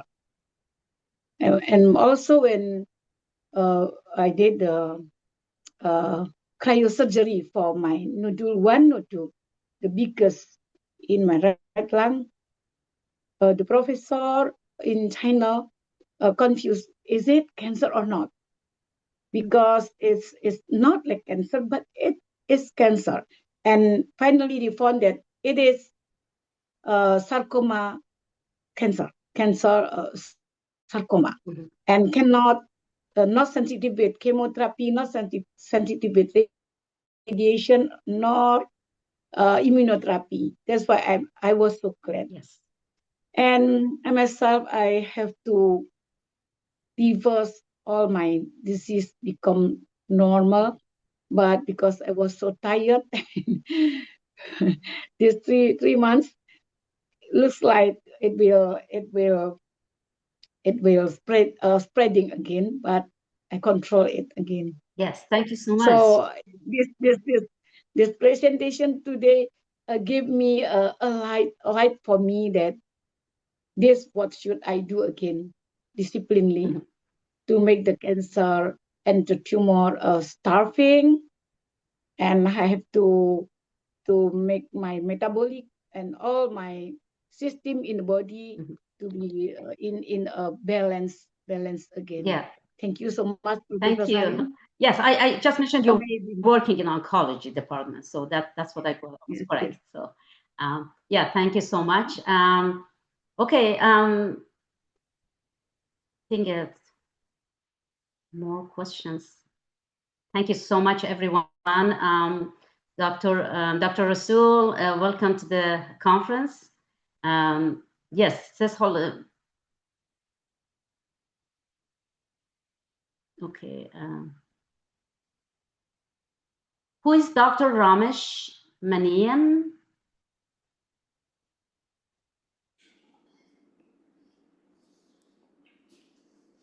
Hi, Prof. I'm I'm Dr. Ramesh Hi, from hi. Malaysia. Hello. Nice to meet you.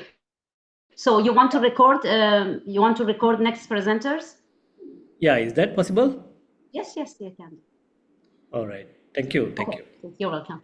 Okay, the holistic philosophy doesn't work on one organ; it works on multi-system. And yes, thank you so much for your validation, Dr. Rasul. And yes, the holistic approach is an amazing, it's a lot of holism, right? Okay, so I hope that my perspective, it did not annoy anybody, and it can be helpful for your future, practice, because we are here to all work based on the truth, and that truth is should not be hidden, and it should be out. And this platform is all about to bring the truth out. And thank you so much for all of you for listening to my presentation. And please join next my presentation in the afternoon, that I'm gonna share 3 cancer patients that they have been under my care. Thank you. Okay, Dr. Ullah is back to you. Okay, thank you. Is there a break or next speaker may have floor? Sorry, Dr. Kumar, you were, you were a little bit late in the conference, so I had to go for, that's why, I replaced you. Now, I apologize. No problem. Wow. So who is, Thank you for everyone. Now we are participate 30% from all over the world. It's really a interesting and a wonderful moment we are passing. And now our speaker, Dr. Prabhu Kumar Raju from Selangor, Malaysia, co-chairman Bioquantum Academy. We are waiting for his speech, and he will say about the role of epigenetic corrections is autoimmune disease. And I think we will be pleased, and Dr. Prabhu Kumar Raju, and I think he will explain everything. So we are waiting for his speech. Dear Prabhu Kumar Raju, how are you? Very good evening, and I'm ready for it. I think everybody will be excited because Dr. Parveen has given a fantastic role of our human body in general with cancer. So I will be adding on a lot of things what she has already told, and I think it will be an exciting journey for all of us to listen to this particular topic called epigenetics and autoimmune. So I just go ahead and share my screen first.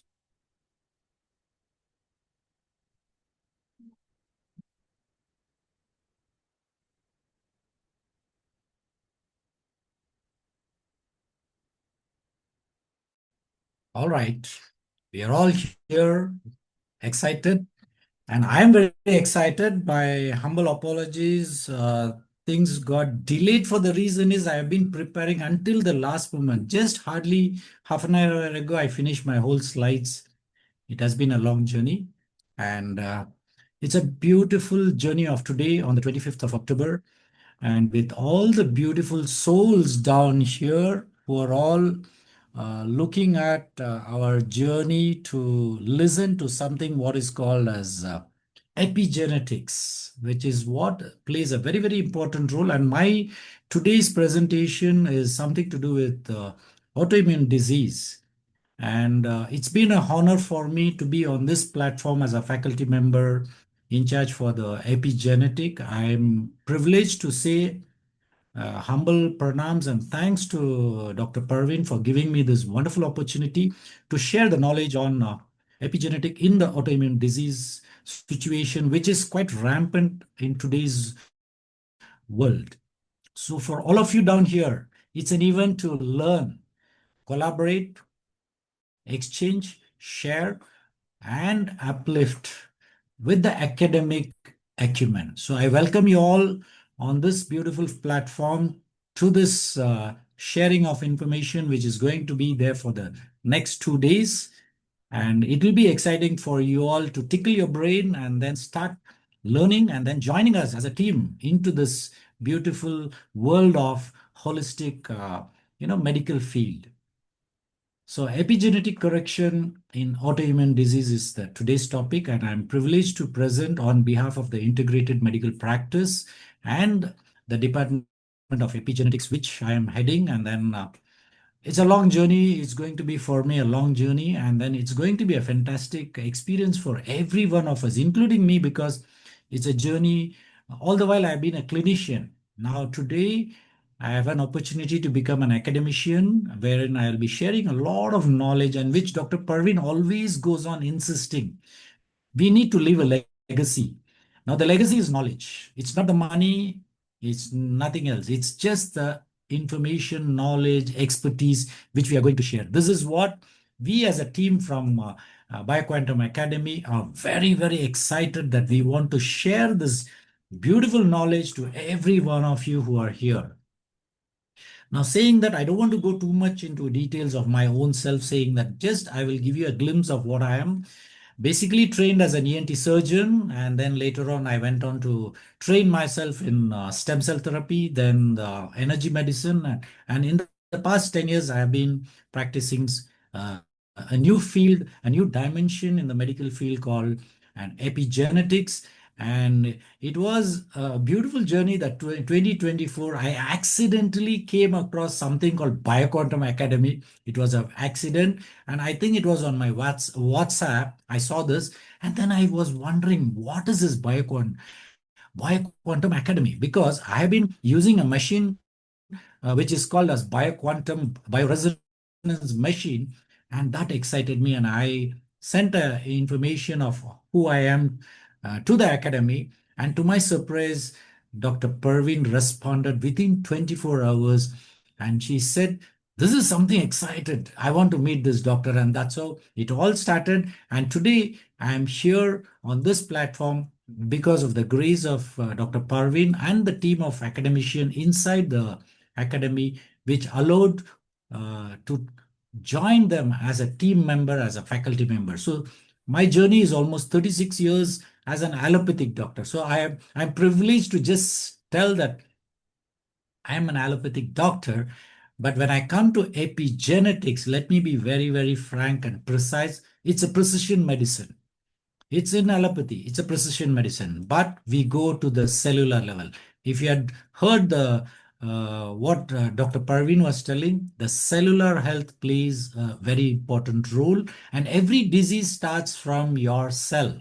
This is something which is exciting. So I think I am joining hands with Dr. Parveen, and then we both are going to talk about cellular health, and that's where we can move forward. So not to go too much of into the details of what I'm doing as I go through, I would rather spend more time on what we are going to do. Now, what basically everyone need to understand is, as Dr. Parveen very clearly mentioned, that it's not just going and removing the tumor you're going to do something. No, there are a lot of other things. And can you believe whatever the nutrition which we need is around 92, and out of that 60% of it is minerals, and it's all trace elements and all micronutrients. But let me tell you, in epigenetic, it plays a wonderful role, and it is very, very important that we can make a change in our life and we can become healthy. See, at the end of the day, why should you be exposed to a cancer or any other disease? As long as we can take care of our health through the cellular health, I think we all can move forward. So coming back to our integrated medical practice is nothing but a good physician treats the disease, but a great physician treats the person who has the disease. Now, when you say treat the person, it is a holistic approach we all need to look into. And every field on this planet Earth, be it your homeopathy, Ayurvedic, natural, and there are many other courses available, and they're all doing a great job. Nobody is inferior.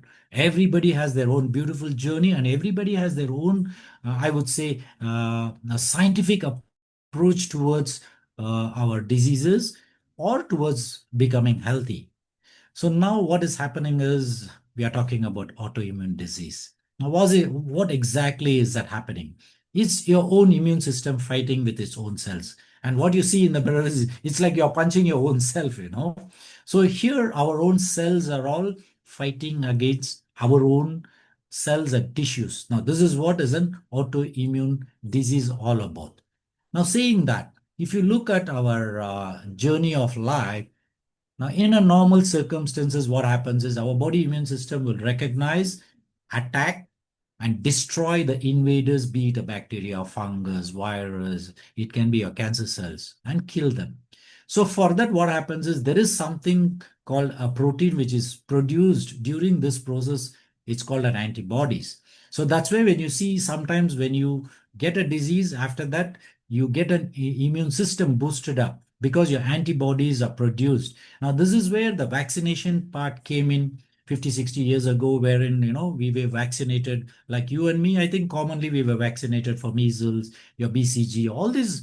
But those days, the way they created was that they produced natural artificial antibodies so that you're getting protected from that particular disease, like smallpox. It was eradicated. Why? Because the injections which was given as a vaccination form, and it was eradicated.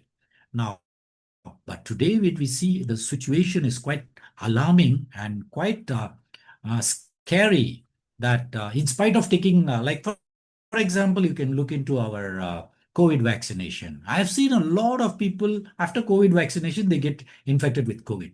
Now, what's happening?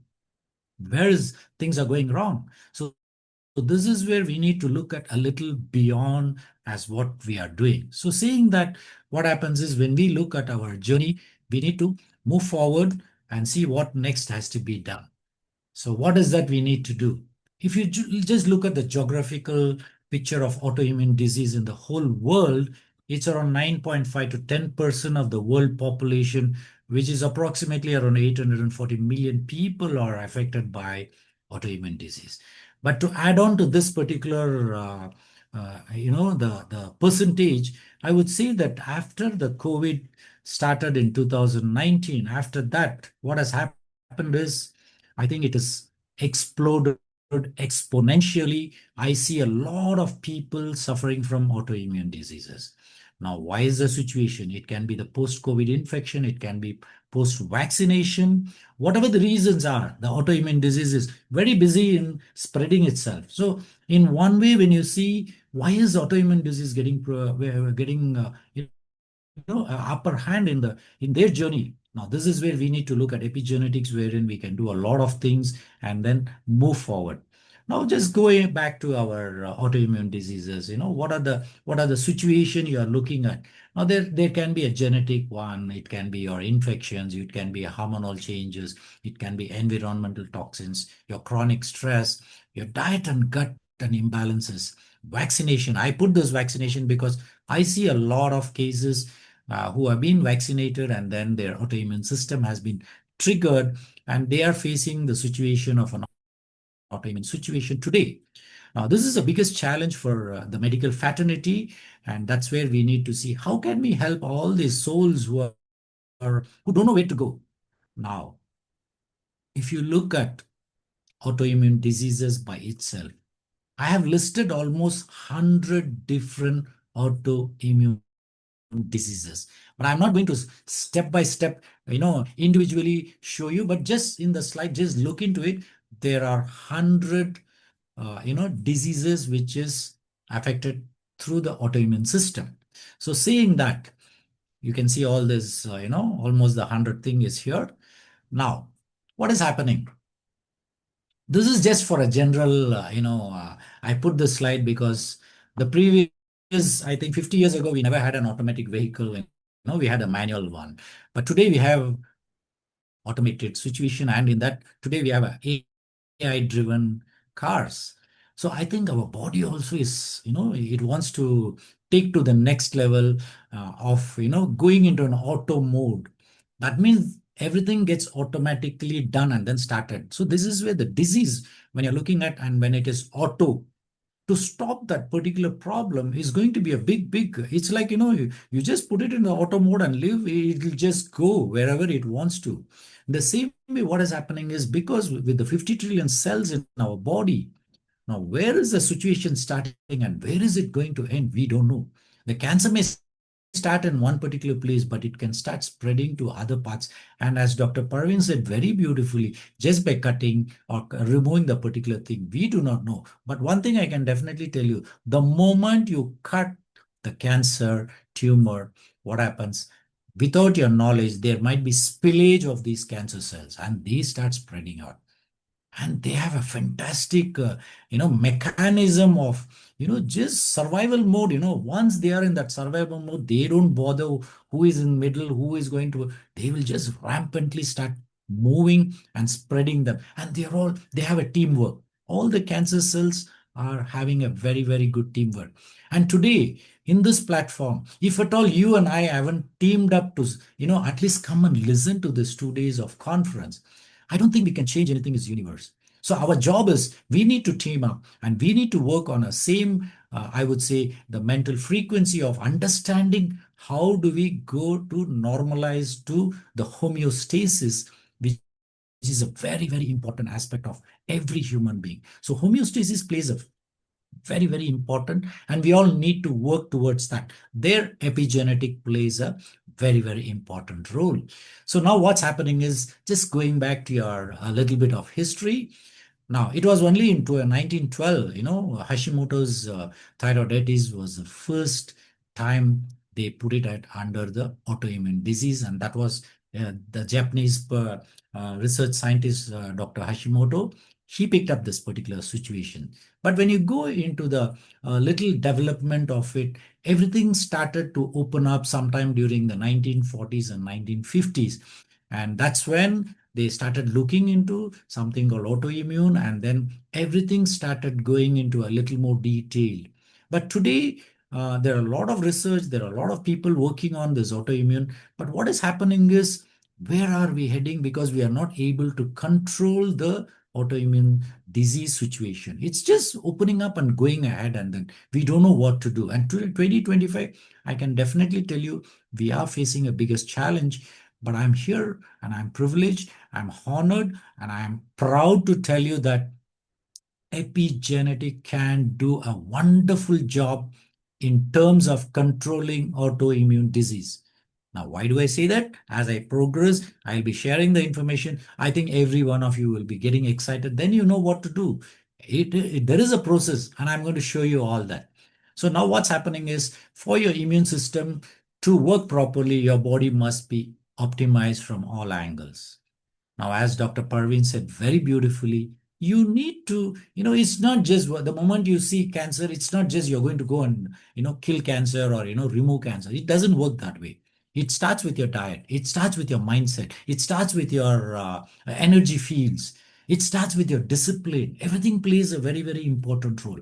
But here, what I would request and tell every one of you on this platform, honored delegates, let me tell you, take care of your health.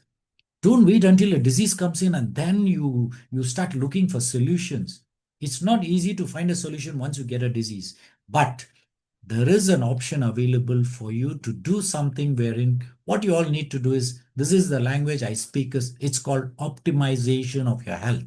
So here we are not talking about, you have something and then we optimize. No, optimization is a process which you need to do in and out every day.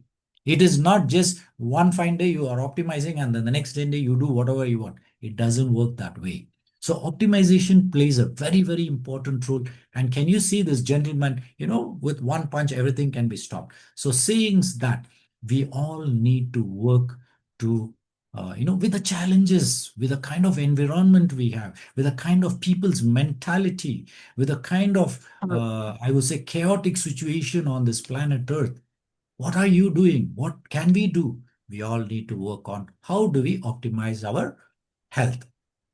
So now, if you are going to be in an autoimmune system, it can be triggered by any factor which compromises the immune system.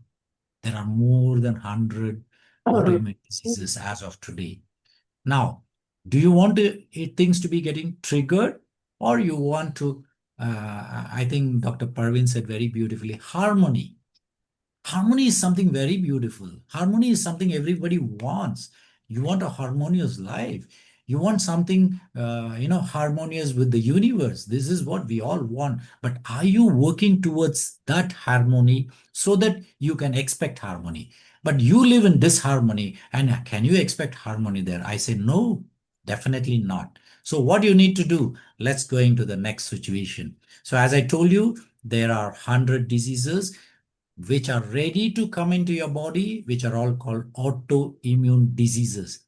There are 100 just now, but I can list you almost 1,000 different diseases which are available very easily, because everything is labeled there. It's all a diagnosis which is already in our allopathy. It is done. But what are you going to do? What are you going to do? The list goes on and on and on. So now, today is the time where you're going to get an information which is something slightly different, and something which will be tickling your brain for you to look into and then start working towards it. So once again, going back, it was in 1900, it all started, then 1912, then 1949, then 1960, the concept of immune tolerance came in 1960. But let me tell you very frankly, as of 2025, we still do not know how to handle an autoimmune disease. But I think Dr. Parveen will be very proud to let know that through homeopathy, probably we can do a lot of things. But along with her, I'm going to stand beside her and tell you all, through epigenetics, I'll be also working along with Dr. Parveen and telling you all proudly that we can work together. And I think we should be able to give some kind of, eye-opening situation, and which looks very simple, very easy, and we all can work and then help every patient of us or client of us to at least stop the autoimmune process and then give them a decent, healthy lifestyle. So now, epigenetic correction will be the pillar of. Now this, I'm going a little strong, and my conviction is very, very clear. With the epigenetic correction will be the pillar of autoimmune disease management in the future. There is no shortcut. It is going to be. That's why if you see, the hammer is your epigenetic and the disease is your base. So I'm going to hit with the epigenetic, and the disease will start opening up and says, sorry, sir, don't hit me. I'm going to go away. I'm going to balance, and I'm going to help this beautiful individual, and I'm going to heal. This is what your body is going to. So this is where epigenetic is going to be the game changer for the future. And we from the faculty of Bioquantum are here to share the knowledge and help every individual who is going to be a part of our team, a part of our student academician. We all can work together, and we need to work together. It's not that I myself or Dr. Parveen or Dr. Faisal or the team of beautiful doctors down here alone can achieve what we are looking at as a good health, a decent, optimized health. We all need to work together. So let's join hands and move forward. So saying so, what are the things? This is just for an academic information only I'm sharing. I don't want to go into the details, because this and all we want to give it in the courses which we are going to give in 2026. Now, there are 4 things which happens in epigenetic. One is your DNA methylation. The second one is your histone modification. Third one is your non-coding RNAs. And the final is your chromatin remodeling. Now, this today is not the time for me to go into the detail and confuse you. What my message to you would be is how autoimmune disease can be assisted or can be addressed through epigenetic correction. So now, once again, when we are looking at our journey here, what's happening is we are all working on different stages, and there are a lot of situation which will happen the epigenetic at the cellular level, and what we need to do is, as a clinician, you want to go inside and see. It's going to be difficult, but I would prefer, let's go into the easier way of clinical assessment and how do we handle our clients, which is going to be the easiest way for us to move forward. So what's happening is, let me Dear move sir, to the second stage. All dear right. sir, Now, dear sir, there is some. hello, dear sir. Hello? Sir, we are happy to hear you and say that They are waiting for next speaker. So, No worries. I will we- just scroll through. Just give me another 5 minutes. I think I should be able oh to yes, give the okay. right information and move forward. Now, Thank there you. are this particular slides. I think you all don't need to go into details, but there are some 9 epigenetic factors which play a very, very important role in our epigenetic correction. Now, saying that, but these are all something more detail. I don't need to go into the details. Now, what are these also plays a very, very important role, like your heavy metals. If you do not detoxify, definitely your autoimmune disease also will not be under control. So we need to do the heavy metal detoxification, which plays a very, very important role. Now, other than that, the key mechanism, I'm not going to go into the details. There are few stages where you need to correct it, then thereby we can actually control your autoimmune diseases. Now, parasites plays a very important role in your epigenetic correction. Some parasites will trigger, some parasites will silence your autoimmune. So here also clearing your parasites in your intestine plays a very, very important role. So here the gut plays a very, very important role for you to correct the autoimmune diseases. So inflammation, that is another big chapter which also plays a very, very important role in your autoimmune diseases. So we need to bring down your inflammation. That's another area we need to look at. So what's happening is, so at the end of the day, there is a non-stop inflammation which is going on and on and on. So what we need to do is we need to cut down all these situations so that the auto mechanism doesn't move forward. We need to bring it back to the neutral stage. That means harmony. Then automatically everything starts playing a very, very important role. So when you look at the genetics of epigenetic, there is a pro-inflammatory genes and regulatory genes. But these and all, I said, we will get back to your classes and then move forward. How epigenetic works, the external environmental, is there, your body response, and the DNA and the genetic modification happens. They respond, switch off, on and off switches already happens. And that's how we can handle your epigenetic and switch it off or switch it on. So now to lead, there are little practical approaches, which I'm going to go, not detail, but there are around 800 epigenetic factors. Out of that, today we have 200 epigenetic factors we can pick up, correct it, and then we optimize your health, and thereby let it be any diseases, we can actually have a control, and then we will be able to help the person to recover and recoup back. So 800 epigenetic facts. How many cells do we have? 50 trillion cells. Now, what are we going to do? To become healthy, you need to heal thyself. The word by itself. Now, are you going to heal thyself? You need to have epigenetic pathways of your cell. Thereby, you can heal yourself. Now, other than that, the latest what we are all going to do to go into the cellular function is, number one, I'm just going to show you what we are doing. The hair profiling test plays a very, very important role. It uses the bioresonance technology where we can pick up the epigenetic factors. This is number one instrument. I use it regularly. Now, other than that, definitely there are a lot of things I have done on this particular platform. I can give you a lot of information. I think when I do my classes, I will be able to let you know. And what we need to do is we need to work on epigenetic precision. So hence it requires a lot of clinical correlation to the cell function. Next. Now life is on. We all need to handle it in a proper way for us to move forward. All right. Now with this 10 years in my epigenetic practice, it's been a beautiful journey for me to share these beautiful experiences. And we have 4 stages where we can handle all the epigenetic correction. These are the 4 stages. Hi, I'm Linda. I was referred to Dr. Prabhu for the treatment. This is my client. It's going to be a hardly 30 the minutes. hospital Just listen. 5,000 mg of medication, but my condition worsened and the dosage had been increased to 2,000 mg due to breathing difficulties. I was referred to Dr. Prabhu at Epigenetic. Under Dr. Prabhu's expert cares and treatments, my health begins to improve significantly. Within a year, my medication dosage was gradually reduced by 500 mg, and eventually I was advised to continue it completely. I was initially very anxious, and I had heard that many autoimmune patients must remain on lifelong medication and often face severe side effects. However, with Dr. Prabhu guidance and treatment, I have made a full recovery.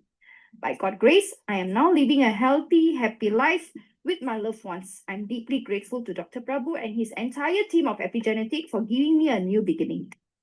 Significantly, within a year, medication dosage here was what's gradually happening reduced is, by 5,000. so I'm sorry, this audio, I just put it inside. To continue it completely. I don't know how to stop it. Very anxious. But and anyway, had what I discovered need to that let you many know is pregnant patients epigenetic correction extremely plays a very, lifelong very important medication role. and often face severe And side effects. However, with Dr. Prabhu so guidance and treatment, wishing everyone and down here recovery. good luck By and a God's grace, prosperous. I am now living a healthy, happy life with my loved ones. I'm deeply grateful to Dr. Prabhu and his So my entire humble team of request is, Epigenetic for giving I'm me very a- sorry this audio is going on. I don't know how to switch it off because I just put it in. So my humble request to every one of you who have not joined our academy, please join our team of academician inside, and from the epigenetic part, from the Department of Epigenetic, I welcome you all. Please join us and then learn the techniques of epigenetic correction. And let's all live a healthy lifestyle. And thank you very much for giving me this wonderful opportunity. My humble apology for delaying a little bit. And I believe in the future, we all can work together and I can exchange a lot of information with you all. Thank you very much. Have a wonderful day. Thank Thank you. you, Dr. Kumar. That was awesome, as always.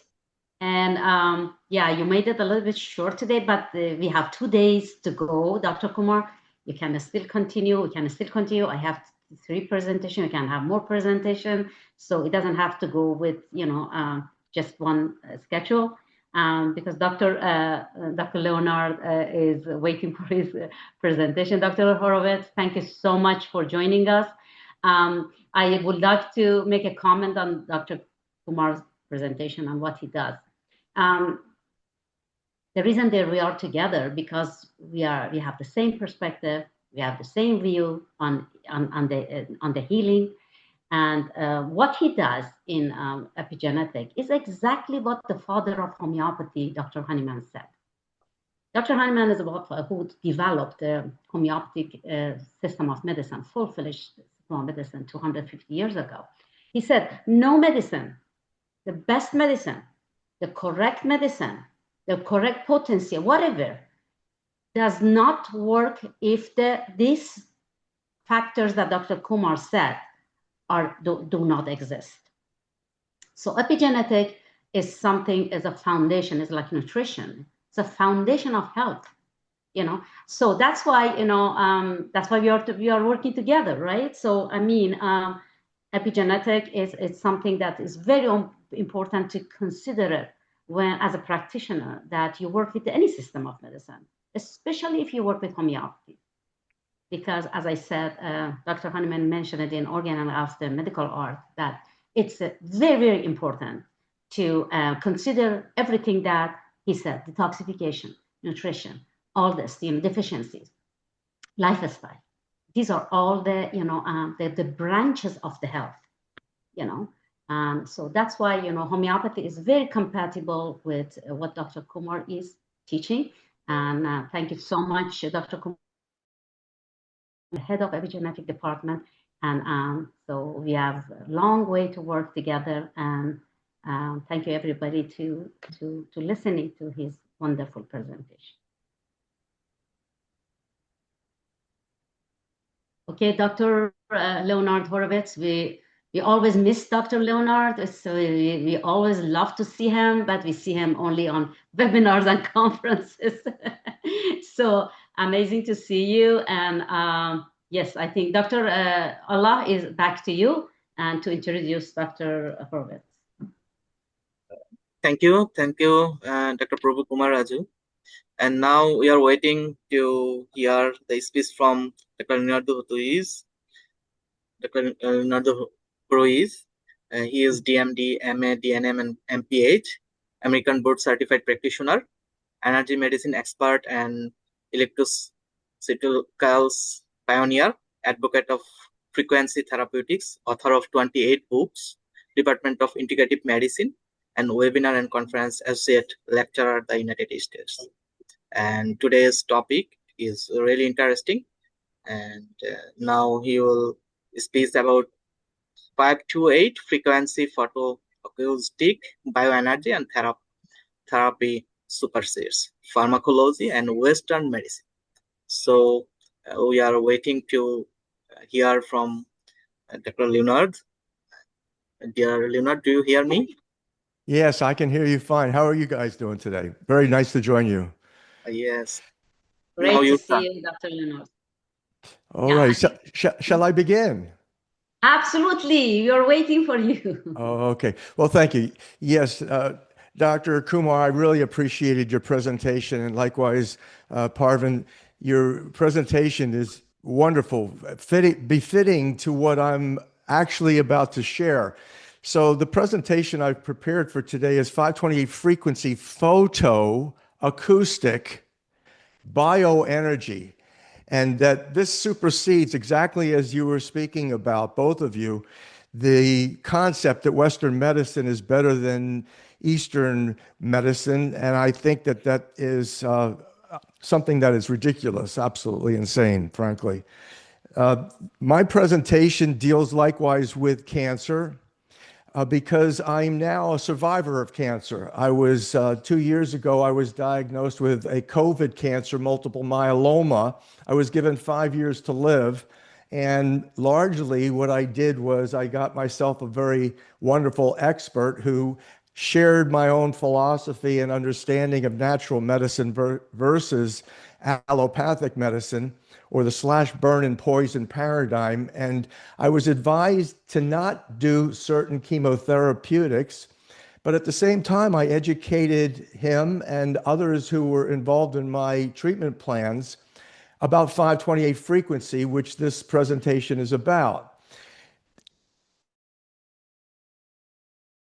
The references that I'm about to share, you don't need to take really notes, because if you go to medicalveritas.org, you could read 3 scientific peer review articles that I published based on my own diagnosis of multiple myeloma and how it is, what is the pathogenic process by which the spike protein antigen, the bioweapon, the neuro electronic devices that are associated with this and the spike protein antigen, this actually induces the mutagenesis, or the cancer induction, and going haywire, just like Dr. Zoran had talked about, cutting off the natural flow of energy. And that's really inappropriate if one wants to heal.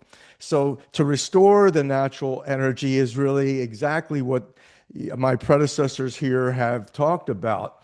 And I refer you to medicalveritas.org, which has these publications listed on it. And it is, I'm the editor-in-chief of Medical Veritas, and I'm very proud and honored to deliver this intelligence that's being heavily suppressed internationally. I'm showing you this chart. It's on my desk. I'm working on this project right now. It's obviously complex. It's an organizational chart of the US-China biotechnology enterprise, the racketeering criminal enterprise, which has brought us these plagues, including COVID-19. You can go back to HIV/AIDS, but you can basically see how complex it is. There's listed here 30 individuals and or agencies that are incriminated by the solid scientific evidence that has been published insofar as the lab creation and then the cover-up of the laboratory creation, claiming that this was natural, or today the controversy between the United States and China as to who's responsible. My conclusion is that they're equally responsible, equally accountable, and in fact, the global industrialists that control virtually all the intelligence agencies, including MI6 in England, including the CIA in the United States, also the CCP, the Communist Party's intelligence agencies, they're totally complicit. They are operating together. And this next slide basically is too complex for me to deal with in this brief presentation, but it deals with how it is that we, the people, buy into this criminal hogwash that mind control, literally social engineering us to believe whatever they want us to believe. It's a behavioral science technology that they utilize. The most advanced research and developments in mind control, behavioral engineering, is also what we're looking at when we're starting to talk about now about photoacoustics, electrogenetics, or epigenetics. You're dealing with the most advanced research and developments in this field of human population control. And the whole thing, in my opinion, is satanic. It goes beyond criminal psychopathology. You can't actually, ascribe what is taking place on this planet to simply profiteering off of humanity's suffering. No, you've got to look at exactly what it is that the subject matter today, whether you're dealing with homeopathy, which is a resonant energy, a frequency delivering technology, that water, which is a liquid crystal superconductor of sound and light, holds memory, especially when it's a special type of water called structured water. And so much of what I recommend is exactly what Dr. Zarin recommends, that we engage in how it is that actually God works. How does nature work? How is nature designed to work naturally? And then, of course, what's the impact of that on genetic expression, what's called epigenetics? And essentially, this complex chart is what I've put together to document who, particularly, what agents and agencies in the world control mass media, control mass minds, and have unfortunately delivered us to evil in the current situation in terms of public health. I'm going to focus on 528 as a natural healing constant. There is, in fact, let me see if I can get it here. Yeah. So as a natural healing constant, how did I derive that? I'm going to briefly discuss that. But basically, it's exactly as Dr. Kumar has just talked about. It deals with epigenetics. It's exactly as Dr. Zarin has talked about, how by nature you have a genetic strand that, in my opinion, I conclude is an antenna to God. It's literally what it is that naturally, miraculously manifests healing. And how does it do that? Spiritually, well, let's not go off the scientific subject into metaphysics. We don't need to. When we understand what is spirit, it's energy. What is energy? It's all negatively charged electrons that are vibrating at certain frequencies. And I'm claiming, and there's a massive amount of evidence, that the 528 frequency in particular is an extraordinary therapeutic resonant energy. Here, I refer you to a peer-reviewed science article I published in June in Acta Scientifica Biotechnology. It's my first biotechnology. I have dozens and dozens of scientific peer-reviewed publications to my credit, by the grace of God. But this was my first biotechnology publication, and it goes through the entire virtually explanation of why it is that 528 frequency I consider the constant, literally the universal constant for a grand unification healing paradigm. How it is, what's the big picture, what's the large dynamics, what is the interaction of all of the elements in nature that permits me to say to you that there is one frequency. I call it love 528. Love being the universal healer, 528 is the miraculous healing frequency. Why do I say miraculous? Is because this goes back to ancient knowledge. This is ancient Pythagorean mystery school information, intelligence. The third note, as you can see in the lower left portion of the screen, is the mi note. Today we have do, re, mi, fa, sol, la. It used to be ut, re, mi, the Roman Catholic Church. This is the Latin technology for mi. Mirigistorum is the third note of the original musical scale. The third note is 528. And most incredibly, over the last year and a half or so, science in the realm of plasmonic science, that's a whole virtually new field. Plasmonics, plasma, what is it? It's spirit, it's energy, it's ether. Ether.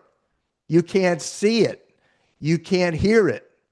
You virtually, maybe you could taste it a little bit, but basically it's vibrating spirit energy, it's negatively charged electrons, and gold, pure 24 karat gold, vibrates on its surface plasmonic resonant energy at 528 specifically. What is that? That's the heart of sunshine. Oh my goodness. The heart of sunshine is the heart of rainbows. What is that? Oh boy, that's interesting. The heart of sunshine, heart of rainbows is why grass is green, why we live off the breath of the Creator, how God got Adam and Eve, says the Bible, off the ground. He breathed the breath of life into Adam and Eve, and they became human, animated. So what is that that's animating us right now? It's negatively charged electrons associated with oxygen, element number 8, oxygen, which is produced primarily where? It's produced by chlorophyll. This whole concept that 528 frequency chlorophyll is the resonant energy at the heart of sunshine. Vitamin D production, boosting immunity, antioxidants, this whole concept of negatively charged alkalizing electrons. Cancers don't do well, if at all, in an alkalinized state. Why? Because it's full of antioxidants. It's full of negatively charged electrons that by nature, at the heart of nature, heart of sunshine, heart of rainbows, heart of your heart, my heart, and in fact, heart of the musical, mathematical matrix of divine design and universal construction. So right now on the screen, you see 9 core creative frequencies in what I trademarked called the perfect circle of sound. The perfect circle of sound. Everything in the universe is circular. It's circular. And Galileo was not the first person that said that the earth is round. No, this goes back to ancient Greek Pythagorean mystery school. Mystery, it's been kept a mystery. It's been kept concealed until now. This information is revealing. It's revelatory. So you had Pythagoras, Plato, Aristotle, Vitruvius, Da Vinci be engaged in this field of Pythagorean mystery school mathematics, and they claimed by observing nature how everything is mathematically frequency based, everything, all universal construction. And so where do we get our oxygen? We get it from the chlorophyll, which is like a carbon-6. It's the hexagonal shape, 5, 2, 8. 5 plus 2 is 7, plus 8 is 15. In ancient mystery school Pythagorean mathematics, you reduce the multiple digit integers into the single digit integer. So 5 plus 2 plus 7 plus 8 is 15. That's 1 plus 5, and 15 equals 6. Now you understand the basis of carbon-6, organic chemistry, the molecular structure of life, what's necessary. And why is it that sacred geometry of a carbon-6 Star of David snowflake, all snowflake, likewise designed? When bees in